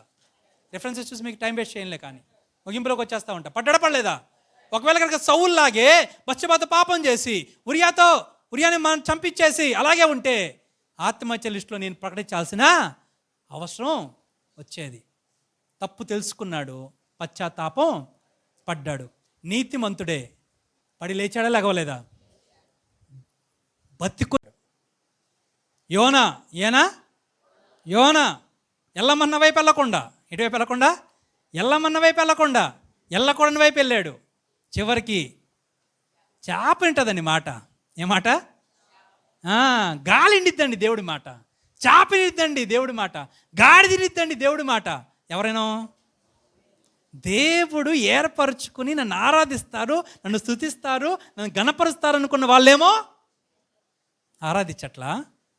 దేన్నైతే అనుకోలేదు అవి మాత్రం ఆయన మాట వింటున్నాయి. యోనా చెప్పిన మాట వినకుండా వెళ్ళిపోయినాడు. కానీ చేప కడుపులో భూగర్భంలో ప్రార్థన, సముద్ర గర్భంలో చేశాడు. ప్రార్థన ఆలకించాడు, కక్కమంటే కక్కింది, తర్వాత పరిచర్య చేశాడు. నీతిమంతుడు పడతాడు, నిలబడతాడు. భక్తిహీనుడు పడతాడు, నిలబడ. కీర్తనలు ముగింపుకు వచ్చేస్తున్నాం. 37వ అధ్యాయం, కీర్తనలు 37, 23వ అధ్యాయం. ఒకని నడత యెహోవా చేతనే. ఈరోజు మన నడత స్థిరపరచాలంటే మనం ఎవరికి ప్రార్థన చేయాలి? దేవుడికి ప్రార్థన చెయ్యాలి. తర్వాత చదవండి. వాని ప్రవర్తన చూసి ఆయన ఆనందించండి. దేవుని స్తోత్రం. ఇంతకుముందు నా ప్రవర్తన చూసి బాధపడిన నా దేవుడు, ఇంతకుముందు నా ప్రవర్తన చూసి బాధపడిన నా తల్లి, ఇంతకుముందు నా ప్రవర్తన చూసి బాధపడ్డటువంటి నా కుటుంబస్తులు, ఈరోజు దేవుని సన్నిధిలో 2 సంవత్సరాల్లో శుక్రవారమే నేను ఆబ్సెంట్. ఏ సెంటు? ఉపవాస ప్రార్థన రోజు బాగా జ్వరం వచ్చేసి బాడీ అంతా వణిగిపోతూ ఉంటే వెళ్ళలేని పరిస్థితిలో మాత్రమే ఆబ్సెంట్. దేవుని స్తోత్రం. హల్లెలూయా.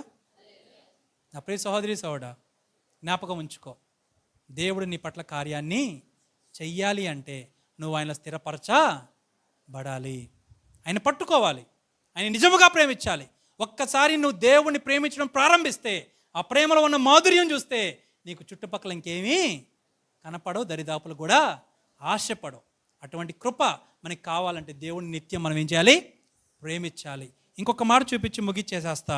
సామెతల్లో ఇందాక వచ్చేసేయండి, అందరు తీయండి, పక్కలు కూడా తీయాలి, తీసి సహాయం చేయండి. సామెతలు 24వ అధ్యాయం 16వ వచనం. అందరు తీద్దాం. పక్కలు కూడా తీసారా లేదా అది చూడండి. మీరు తీసారా కాదు, పక్కలు కూడా తీసారా లేదా? తీసారా అందరూ? Right, fine. మీ కుడి చేతిలో ఉన్నటువంటి బొటనేలు కానీ చూపుడు వేలు దాని మీద పెట్టండి.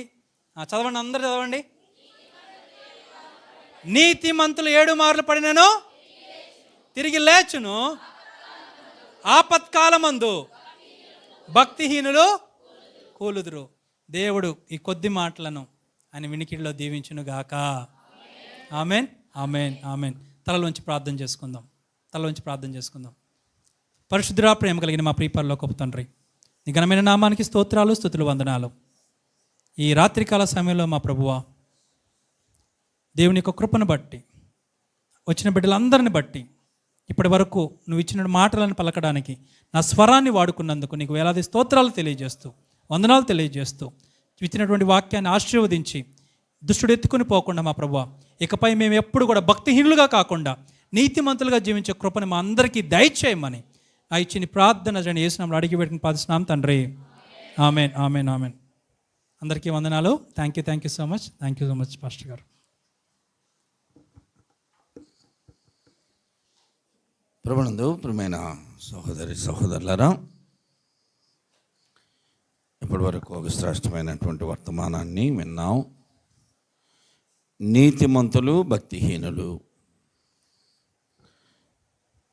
అసలు నీతిమంతులు ఎందుకు పడిపోవాలి? అదే కదా, నీతిమంతుడు ఎన్నిసార్లు? 7 సార్లు పడితే లేచిన వాళ్ళు ఎంతమంది ఉన్నారు చెప్పాలి. బైబిల్లో వాళ్ళు కాదు, కానీ ఇక్కడ ఉన్నటువంటి మనలో ఎంతమంది పడిపోకుండా నిలిచి ఉన్నారు? ప్రస్తుతం ఇప్పుడు నువ్వు పడిపోయావా, నిలబడి ఉన్నావా? ఇది ఒకటి చెప్పుకోండి చాలు. ఇస్కరియోతు యూదా పడిపోయాడు, సౌలు పడిపోయాడు, దావీదు పడిపోయాడు, ఇంకా ఎంతమందిని చూపించారు? మన పరిస్థితి ఏంటి? మన పరిస్థితి ఏంటి? ఆధ్యాత్మికంగా నువ్వు పడిపోయి ఉన్నావా, నిలబడి ఉన్నావా? అదొకటి చాలు, అంతే. ఎవరైనా సరే, స్కూల్లోనైనా, ఆఫీసులోనైనా, ఇంటి దగ్గర అయినా, మందిరంలోనైనా, మనలో బలహీనత ఉందని చెప్పుకోవడానికి ఎవరూ ఇష్టపడం. అందరం మంచిగా కనపరుచుకోవడానికే ఇష్టపడతాం కదా. మంచిది, మీరు అందరు నిలబడే ఉన్నారు కదా. నేను ఎన్నోసార్లు చెప్తా, నేను పాడుకుంటా ఉంటా. ఎరిగి ఎరిగినే చెడిపోతేనే యేసుని గాయమోరే పేతేనే. ఏంటి? తెలిసే ఇది తప్పని తెలిసి కూడా సిగరెట్ తాగేవాళ్ళు చూడండి, సిగరెట్ సొట్లో బీడీలు తాగే వాళ్ళని చూస్తే డాక్టర్ గారు చెప్పిన మాట వాళ్ళకి మైండ్లో ఉంటుంది. రే, నువ్వు సిగరెట్ తాగితే చస్తావురా అని చెప్పుంటారు. వీళ్ళు తాగకూడదు అనుకుంటారు, కానీ మరలా తాగాలని అంటుంది.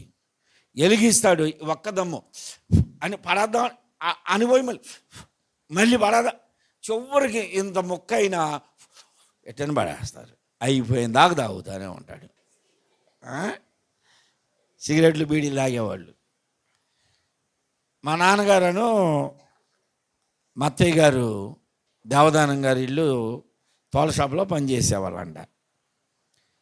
మా అత్తయ్య గారికి అంటే పాస్టర్ల కాకముందు సంగతి, చుట్ట తాగే అలవాటు. ఆ చుట్ట అయిపోయి 2-3 సార్లు తాగి ఆడ ఆరుపుకొని పెట్టుకొని చివరిలో కొంచెం ఉంటే దానికి ఇట్లా పట్టుకుంటే కాలిద్దంట. అందుకని ఒక పొలను వంచి అటు ఇటు ఇట్ట పట్టుకొని ఆ చివరిది కూడా తాగిందాక వాళ్ళకి తృప్తి ఉండదంట. ఇప్పుడు చాలామంది థమ్సప్, కూల్ డ్రింక్స్ ఏదో ఒకటి తాగుతారు. ప్రతిసారి ఒక గొక్క తాగి సీసా చూసుకుంటారు. ఎందుకు? కడుపు నిండాలి, ఇది అయిపోకూడదు. చాలామంది పరిస్థితి అదేనా కదా. వద్దనుకుంటారు, కానీ మరలా లెక్కలేని మార్లు పడిపోతేని దిక్కులేని వాడ నేనైతేని.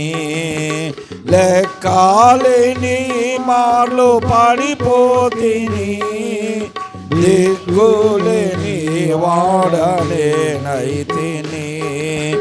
సాకాజేసేనా నేత్రాలు తెరచి ద్రక్కున నిన్ను చూడనేమో. సాకాజేసేనా నేత్రాలు తెరచి ద్రక్కున నిన్ను చూడనేమో. లెక్కలేని మార్లు పడిపోయాం మనం. 7 సార్లు కాదు, 70 సార్లు అయినా పడిపోయా ఉంటాం. నువ్వు పడ్డామేమో, మాకేం తెలుసు, మేము మాత్రం బాగానే ఉన్నాం అనుకుంటున్నారు కదా. కొరింథీయులకు రాసిన మొదటి పత్రిక 10వ అధ్యాయము 12వ వచనం చదవండి. ఎవరైనా ఒకవేళ నేను ఇస్కరియోతు యూదాలాగా పడిపోలేదు, సౌలులాగా పడిపోలా, దావీదులాగా పడిపోలా, నేను నీతిమంతురాల్ని, ఇప్పటి వరకు నేను అసలు పడిపోలేదు అనుకుంటే, ఒకవేళ పడిపోయి నేను లేచాను, ఇప్పుడు స్ట్రాంగ్గా ఉన్నాను అని అనుకుంటే, ఇందాక ఒక ఉదాహరణ చెప్పాడు బ్రదరు. నిజమే, ఆ తాగిన వాళ్ళు లేదో వాళ్ళు పడిపోతారు అంటే లేదో స్టడీ అంటుంటాడని వాడు పడిపోతాం మనకి చెబుతుంటాడు, స్టడీ నువ్వు బాగుండని. అలాగనే ఉంటారు చాలామంది. ఇతరుల్ని ఏలుబెట్టి చూపిస్తూ ఉంటారు, ఇతరుల్ని హేళన చేస్తూ ఉంటారు. వాళ్ళలో ఈ తప్పు ఉంది, వీళ్ళలో ఈ తప్పు ఉంది, వీళ్ళు అంటుంటారు. మనకు అనవసరం. ఎవరు ఎలా వెళ్ళినా, ఎవరు ఎలా ఉన్నా మనకు సంబంధం లేదు. నీ చేతనైతే వారి కొరకు ప్రార్థన చేయి. యాకోబు గారు అంటాడు, అగ్నిలో నుండి లాగినట్టు కొన్ని ఆత్మలను లాగు. నీ చేతనైతే అగ్నిలో పడిపోతున్నారని తెలిసిందా నీకు? వారు అగ్నికి సమీపంగా ఉన్నారా? నిత్య నరకాగ్నిలోనికి వెళ్ళడానికి సిద్ధంగా ఉన్నారా? వారు లాగు నీ చేతనైతే. అది మనం చేయాల్సింది. తాను నిలుచున్నానని తలంచువాడు, తాము నిలుచున్నామని తలంచువారు ఎవరైనా సరే, మేము పడిపోలేదు, నేను బాగానే ఉన్నాను అని అనుకున్న వారు ఎవరైనా పడిపోకుండా జాగ్రత్తగా చూసుకోండి. ఏ విషయంలో పడుతున్నారు? ఏ విషయంలోనండి? కొంతమంది ఉద్దేశం ఏంటంటే, పాపం అంటే ఖచ్చితంగా వాళ్ళ మైండ్లోకి వచ్చేది, సడన్గా వాళ్ళ మైండ్లోకి వచ్చేది ఏంటి చెప్పండి? పాపం అంటే కదా. అసలు పాపం అనగానే వ్యభిచారం నేను చేయట్లేదు వెంటనే నిర్ణయం చేసుకుంటారు. వ్యభిచారమే వీళ్ళ దృష్టిలో పాపం. దొంగతనం నేను చేయట్లేదు. ఇంకేమున్నాయి మనకి మెయిన్గా కనపడేవి? నరహత్య, కూనీలు నేను చేయట్లేదు, త్రాగుబోతాను నాకు లేదు.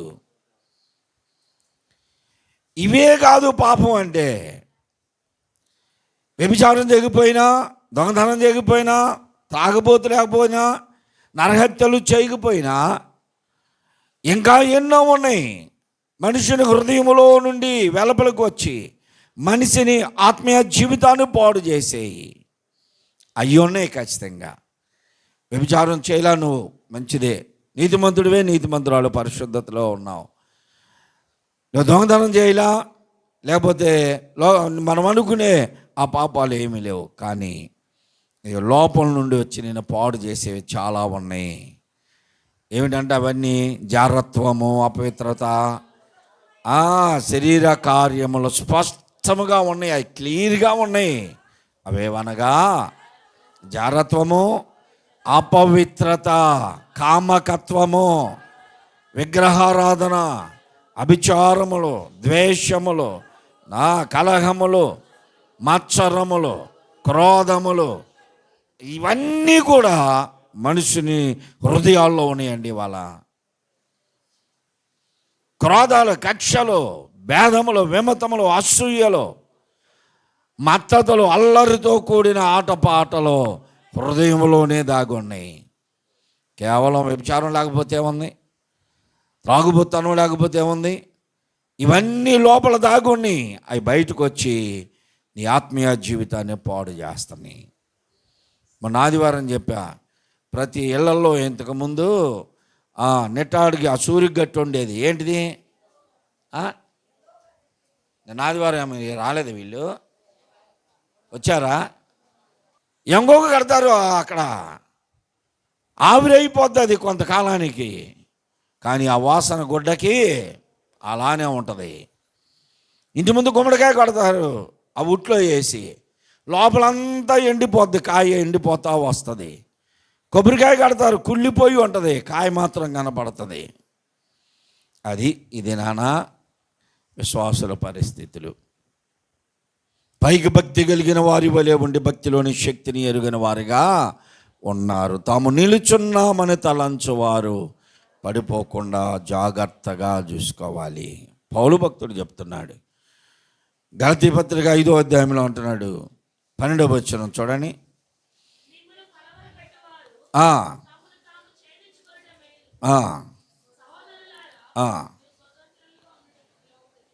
గలతీ పత్రిక 7 అనుకుంటా, 5:7 చూడు. 5వ అధ్యాయం 7వ వచనంలో, మీరు బాగుగా పరిగెత్తుచుంటిరి, సత్యమునకు విధేయులు కాకుండా. ఎవడ మిమ్మల్ని అడ్డగించాడు? ఎవడండి? మనకు తేలిగ్గా దొరికేది ఒకడు ఉన్నాడు. ఎవడాడు? సాతాను నన్ను పడేసిందండి, సాతాను నాకు ఇట్లా చేశాడండి, శోధించాడండి. శోధన సాతానా? నీ మనసులో లేకుండా సాతాను ఏం చేయగలడు? అయ్యేగా మనసులో ఏమున్నాయి? జారత్వాలు, కామకత్వాలు, విగ్రహారాధన, అసూయ, ద్వేషం, విమతములు ఇవన్నీ లోపల ఉన్నాయి కనుక సాతానుడు ఏం చేస్తున్నాడంటే నీకు ఏది కోరిక ఉందో దాన్ని ముందుకు తెచ్చి పెడుతున్నాడు, దాంట్లోనే పడేస్తున్నాడు మనల్ని. తిండి మీద కోరుకున్నాడు ఉపవాస ప్రార్థనలో ఉండలేడు. తిండి మీద విపరీతమైనటువంటి ఎంత తిన్నా యెషయా గ్రంథంలో అంటాడు, మీ కాపరులు మొరగలేని మోగ కుక్కలు, ఎంత తినినను తిండికి ఆతృత పడేవారే. అంటే తిండి మీద ఆశ ఉందనుకో ఉపవాసం ఉండగలమా? వంక పెడతాం ఏమని, నాకు ఆరోగ్యం బాగాలేదు పాస్టర్ గారు, పొద్దున్న ఒక టాబ్లెట్ వేసుకోవాలా, అందుకని నేను కొంచెం వేసుకున్నా, ఇంకెట్లా తిన్నాములే అని చెప్పి కడుపు నిండా తిన్నాక ఇంకెందుకులే గుడికని మానుకో. ఎన్ని వంకలు పెడతారో తెలుసా? తిండి మీద ఉన్న ఆశ లోపల ఉంది కాబట్టి ఉపవాసం ఉండరు. దేని మీద నీ మనస్సు ఉందో, నీ లోపల దేని మీద నీవు ఆశ పెట్టుకొని ఉన్నావో దాన్నే తెచ్చి పెడతాడు ఆ సాతానుడు. ఊరకనే సాతాను మీద వేయబాకండి. మనకున్న కోరికను బట్టి, మనలో ఉన్నటువంటి ఆశను బట్టి సాతాను మనం ముందుకు తెస్తాడు అంతే. దేని మీద మనము మనస్సు ఆశలు పెంచుకుంటున్నామో అది తీసుకొస్తాడు. ఎన్నో పర్యాయాలు పడిపోతున్నాం. నేను చెప్పేది ఏంటంటే, నీతిమంతుడనేవారు, నీతిమంతురాలనేవాళ్ళు అసలు పడకూడదు. పడ్డావా తిరిగి లేవవు, ఇంకా లేవో లేచావని అనుకుంటావు, ఆ ఎంగో గట్టిన గుడ్లాగే ఉంటావు, కానీ సరైనటువంటి మార్పు ఉండదు. అలాగూ ఉండేవారు 100కి 50 మందే ఉంటారు. సరైన మార్పులో పడి తిరిగి లేచి దావీదు గారు ఉన్నాడు. సాంసోన్ ఉన్నాడా? ఎన్నిసార్లు చివరిలో అన్నాడు, ప్రభు ఈ ఒక్క మారు అయ్యా అన్నాడు. సౌలు లేదు, హృదయం అంతా అసూయతో నింపబడ్డాడు, పడిపోయాడంతే. కాబట్టి మనల్ని మనం పరీక్షించుకుందాం. అసలు ఒక్కసారైనా పడిపోవడానికి కారణం ఎందుకు, అవకాశం ఎందుకు ఇవ్వాలి? కాబట్టి మనల్ని మనం పరీక్షించుకుందాం. ప్రభువా పలుమార్లు అయ్యా, ఎరిగే లెక్కలేని మార్లు నిన్ను విడిచిపెట్టాను. ఏదో ఒక చిన్న అవకాశాన్ని బట్టి నేను దారి తప్పిపోయాను, నీకు దూరం అయిపోయాను. సిలువకు వ్యతిరేకులుగా మీరు బాగుగా పరిగెత్తుతున్నారు, కానీ దేనికి విధేయులు కావట్లా? బాగుగా పరిగెత్తుతున్నారంటే అన్ని విషయాల్లో బాగుగానే పరిగెడుతున్నారు, కానీ సత్యమునకు విధేయులు కావట్లా. సత్యం అంటే ఎవరు? ఇజ్రాయెల్ గారా? నేనా? మల్లేశ్వర బెదరా? ప్రసాదా? ఒకవేళ పేర్లు ఉండొచ్చు మాకు, సత్యనారాయణ అని, సత్యానందం అని ఉండొచ్చు, కానీ అంత అబద్ధాలే ఉంటాయి. యేసు ప్రభు అన్నాడు, నేనే సత్యమును, నేనే, ఆయనే సత్యము. ఆయనకి విధేయులు కావట్లా. లోకంలో దేనికో విధేయులు అవుతున్నారు, లోబడుతున్నారు, కానీ సత్యమునకు విధేయులు కాకుండా మిమ్మల్ని అడ్డగించాడు? అసలు ఎవరు మిమ్మల్ని అడ్డగించింది? మన జీవితాల్లో మనల్ని మనం పరీక్షించుకుందాం. సాతాను మీద పెట్టొద్దు, వాడి పని వాడు చేసుకుంటా పోతాడు. పౌలు భక్తుడు ఏమన్నాడు? మీ విరోధి అయిన అపవాది గర్జించే సింహం వలె ఊరకుంటాడు అనుకున్నారా? తనకున్న సమయము కొంచెమేనని గుర్తెరిగి ఏం చేశాడంట? తనకున్న సమయము కొంచెమే, ఇక ప్రభు రాబోతున్నాడు. సాతానుకు కూడా తెలుసు ప్రభు వస్తాడని. ఇక సమయం లేదు, ఉన్నవారు అందరూ నా సైడ్ తిప్పుకోవాలని తనకున్న సమయము కొంచెమేనని ఎరిగి తనున్న స్థలములో నుండి లేచి ఇదిలించుకున్నాడంటే ఇప్పుడు ఎవరిని మృంగుదునా అని ఏంటేంటా తిరుగుతున్నాడు.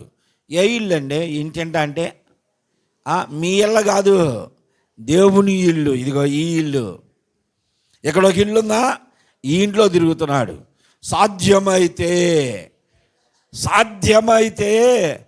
ఏర్పరచబడిన వారిని సైతం చిన్న చిన్నోళ్ళు కాదు, సామాన్యులు కాదు. ఎవరినంట? ఏర్పరచబడిన వారు. ఎవరోళ్ళు ఏర్పరచబడిన వారంటే? రెవరెండు, బిషప్లు, డాక్టర్లు.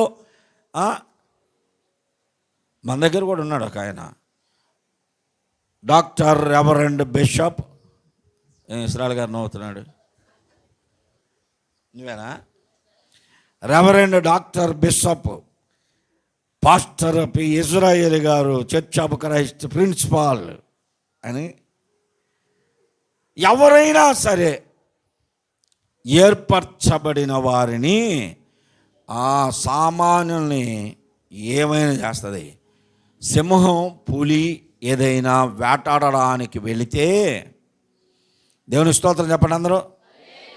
సింహం కానీ పులి కానీ వేటాడడానికి బయలుదేరితే వారానికి ఒక్కసారే బయటకు వచ్చిందంటే గుహలో నుంచి ఆదమరిసి అన్నీ హాయిగా మేత మేస్తూ ఉంటాయి. సాధు జంతువులన్నీ, జిరాఫ్, ఏనుగుతో సహా, కుందేలు దగ్గర నుంచి ఏనుగుతో సహా అన్నీ ఈ ఏరియాలో ఎక్కడా సింహం లేదు, పులి లేదని ఆదమరిసి మైమరిసి అవి మేత మేస్తూ ఉంటాయి. గుహలో నుండి అది చూసి ఒక్కసారి వాటి మీద దూకి, ఒక కుందేలు దొరకగానే ఈ పూటగా జాలే అనుకొని తింటా కూర్చోది. అక్కడ దాన్ని పట్టుకొని ఇదిలిచ్చి ఆడేసి మరలా జింక కోసం పోతుంది, దాన్ని పట్టుకొని ఇదిలిచ్చి అక్కడ వేస్తుంది. జరాబీ దగ్గరికి పోతుంది, దాన్ని పట్టుకొని ఇదిలిచ్చి వెళ్ళిపోతుంటాయి. ఇవన్నీ కొట్టుకులాడుతూ ఉంటాయి సావో పూర్తిగా. అంటే పరిగెత్తడానికి వీలు లేకుండా వాటిని గాయపరిచి అక్కడ పడేసి పరిగెత్తే దాని వెనకేలా పడుతుంది. సింహం కానీ పులి కానీ పరిగెత్తే దాని వెనకే పడతాయి. ఇప్పుడు ఎందుకు దీన్ని ఇదిలిచ్చేసిన? కాలో చేయో ఇరిగిపోయింది, ఇది ఇంకెక్కడికైనా పోద్దా? ఎక్కడికి పోదు. సాతానికి ఎవరితో పని చెప్పండి?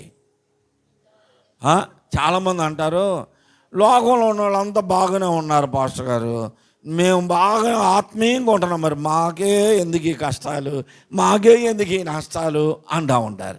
నిష్ఠూర పడతారు, దేవుని మీదే నిందలేస్తారు. ఎందుకో దేవుడు మమ్మల్ని పట్టించుకోవట్లా, దేవుడు చిన్న చూపు చూశాడు మమ్మల్ని అంటారు.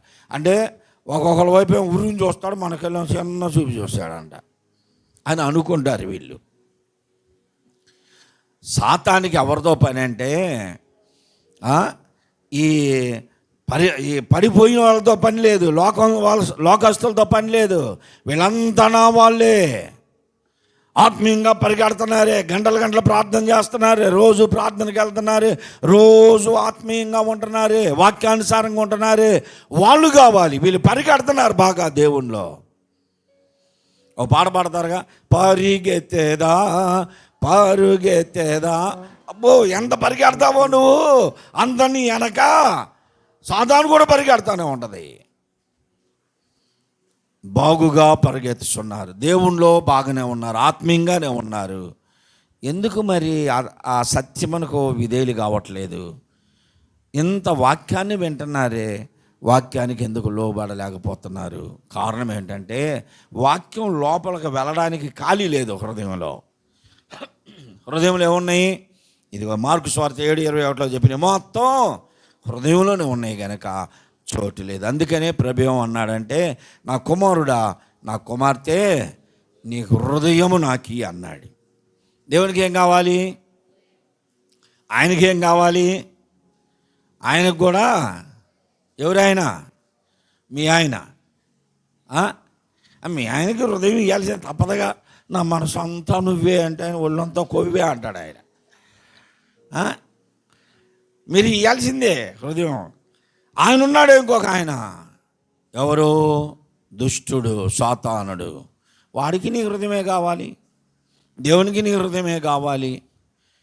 ఈ హృదయము దగ్గర నిలబడి తడుతున్నటువంటి ప్రభు అంటున్నాడు, ఇదిగో రాత్రి కురియో చినుకులకు నా తల వెంట్రుకలు తడిచిపోయినాయి. రాత్రి కూర్చున్నటువంటి మంచుకు నా తలంతా తడిచిపోయింది. నా ప్రియురాలా, సహోదరి, నాకు తలుపు తీయమనొచ్చు, నా ప్రియుడు వాకిలి తట్టుచున్నాడు అంటున్నాడు పరంగీతాల్లో. ఇప్పుడు నువ్వు బాగుగా పరిగెడుతున్నావు, దేవునిలో ఉన్నావు, బాగానే ఉన్నావు, ఎందుకు వాక్యమునకు లోబడట్లా? ఎందుకు అంటే నీవు అనుకుంటున్నావు నేను బాగానే నిలబడి ఉన్నాను అనుకుంటున్నావు. తాను నిలుచున్నానని తలంచువాడు పడిపోకుండా జాగ్రత్తగా చూసుకుందాం. మనల్ని మనమే ప్రభువు సమర్పించుకుందాం. నువ్వెంత బాగున్నా, ఎంత ఆత్మీయంగా ఉన్నా, నీ జీవితంలో కొంచెం లోపం అదే ప్రజలు గుర్తిస్తారు. అదే దేవునికి నిషిద్ధమైంది కనుక మన జీవితాన్ని ప్రభు సన్నిధానంలో మనల్ని మనమే ఒప్పుకుందాం. ప్రభువా, నేను ఎరిగి పడిపోయానయ్యా, లెక్కలేని మార్లు నా జీవితాన్ని పాడు చేసుకున్నా, దిక్కులేని వాడమైపోయామయ్యా. ఇప్పుడు ఈ సమయంలో నేను నీ వైపు చూస్తున్నాను గనక నా చేయి పట్టుకో. అందరు తలలు వంచండి, కళ్ళు మూసుకోండి. నీతిమంతుడు 7 సార్లు పడిపోయినా వాడు మరలా తిరిగి లేచును అని అందరి జీవితాల్లో నెరవేరకపోవచ్చు. నీవు కూడా అలాగనే ఉన్నావేమో. నేను పడిపోయినా కాబట్టి పడిపోకుండానే చూసుకుందాం. సత్యమునకు లోబడదాం, వాక్యానికి లోబడదాం, వాక్యానుసారంగా బ్రతుకుదాం. ప్రభువా, ఇదిగో నా జీవితం నాయన ఆపాదమస్తకం నీకు అంకితం చేస్తున్నా. పలుమార్లు వైదొలిగిపోయానయ్యా. ఇప్పుడు నన్ను నేనే మీకు అప్పగించుకుంటున్నాను. నా జీవితాన్ని సంపూర్ణముగా పరిపూర్ణముగా నీకు ఇష్టడుగా బ్రతుకున్నట్లు సహాయమని దయచేయ్యా.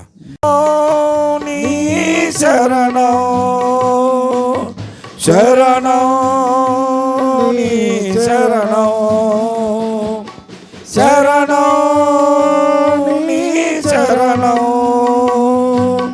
శరణం నీ శరణం.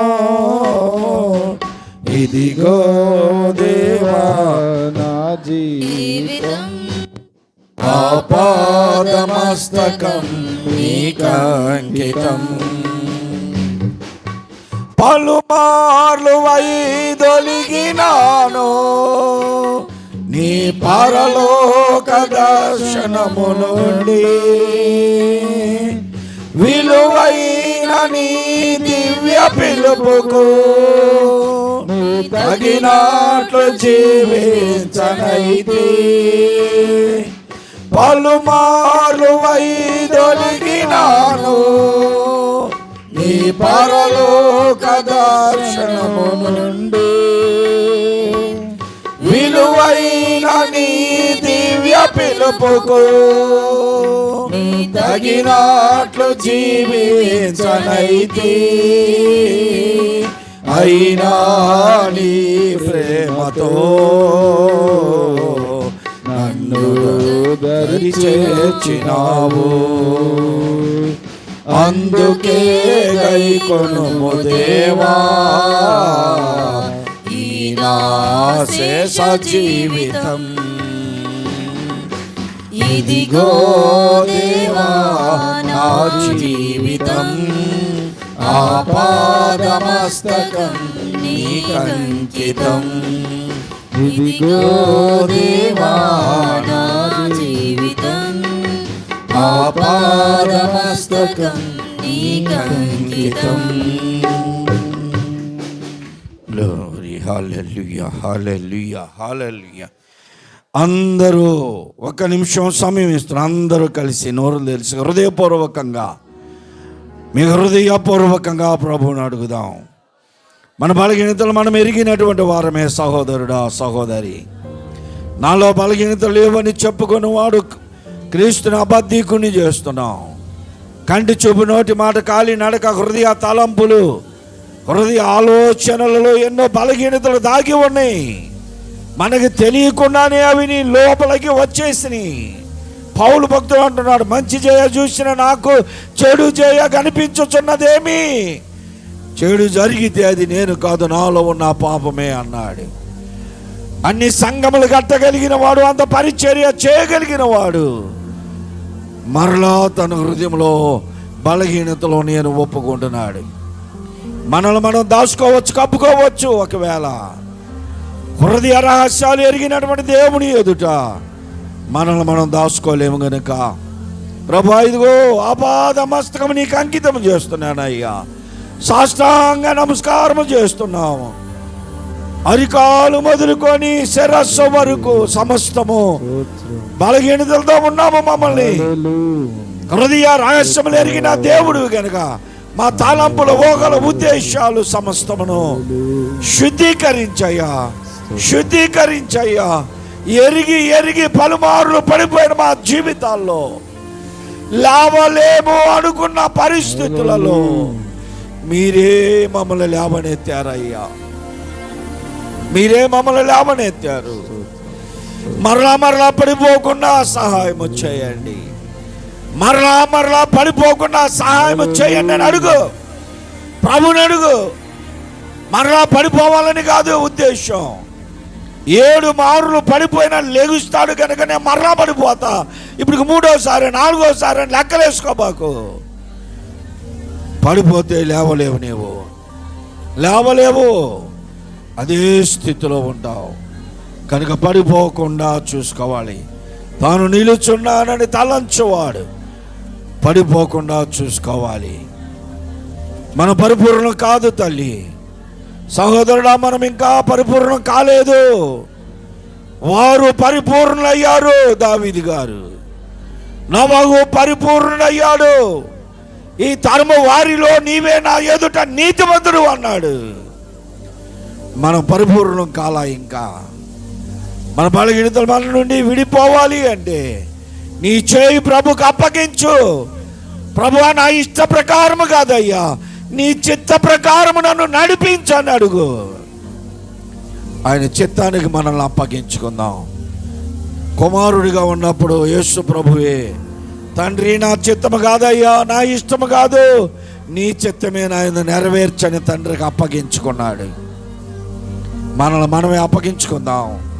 ప్రభువా, నన్ను శుద్ధీకరించి పరిశుద్ధినిగా చేయి, నీతిమంతమైన జీవితానికి నన్ను నేను అప్పగించుకుంటున్నానయ్యా అని తండ్రి చేతికి మనల్ని అప్పగించుకుందాం. ప్రేమ నమ్మకములు గల మా పరలోకపు తండ్రి,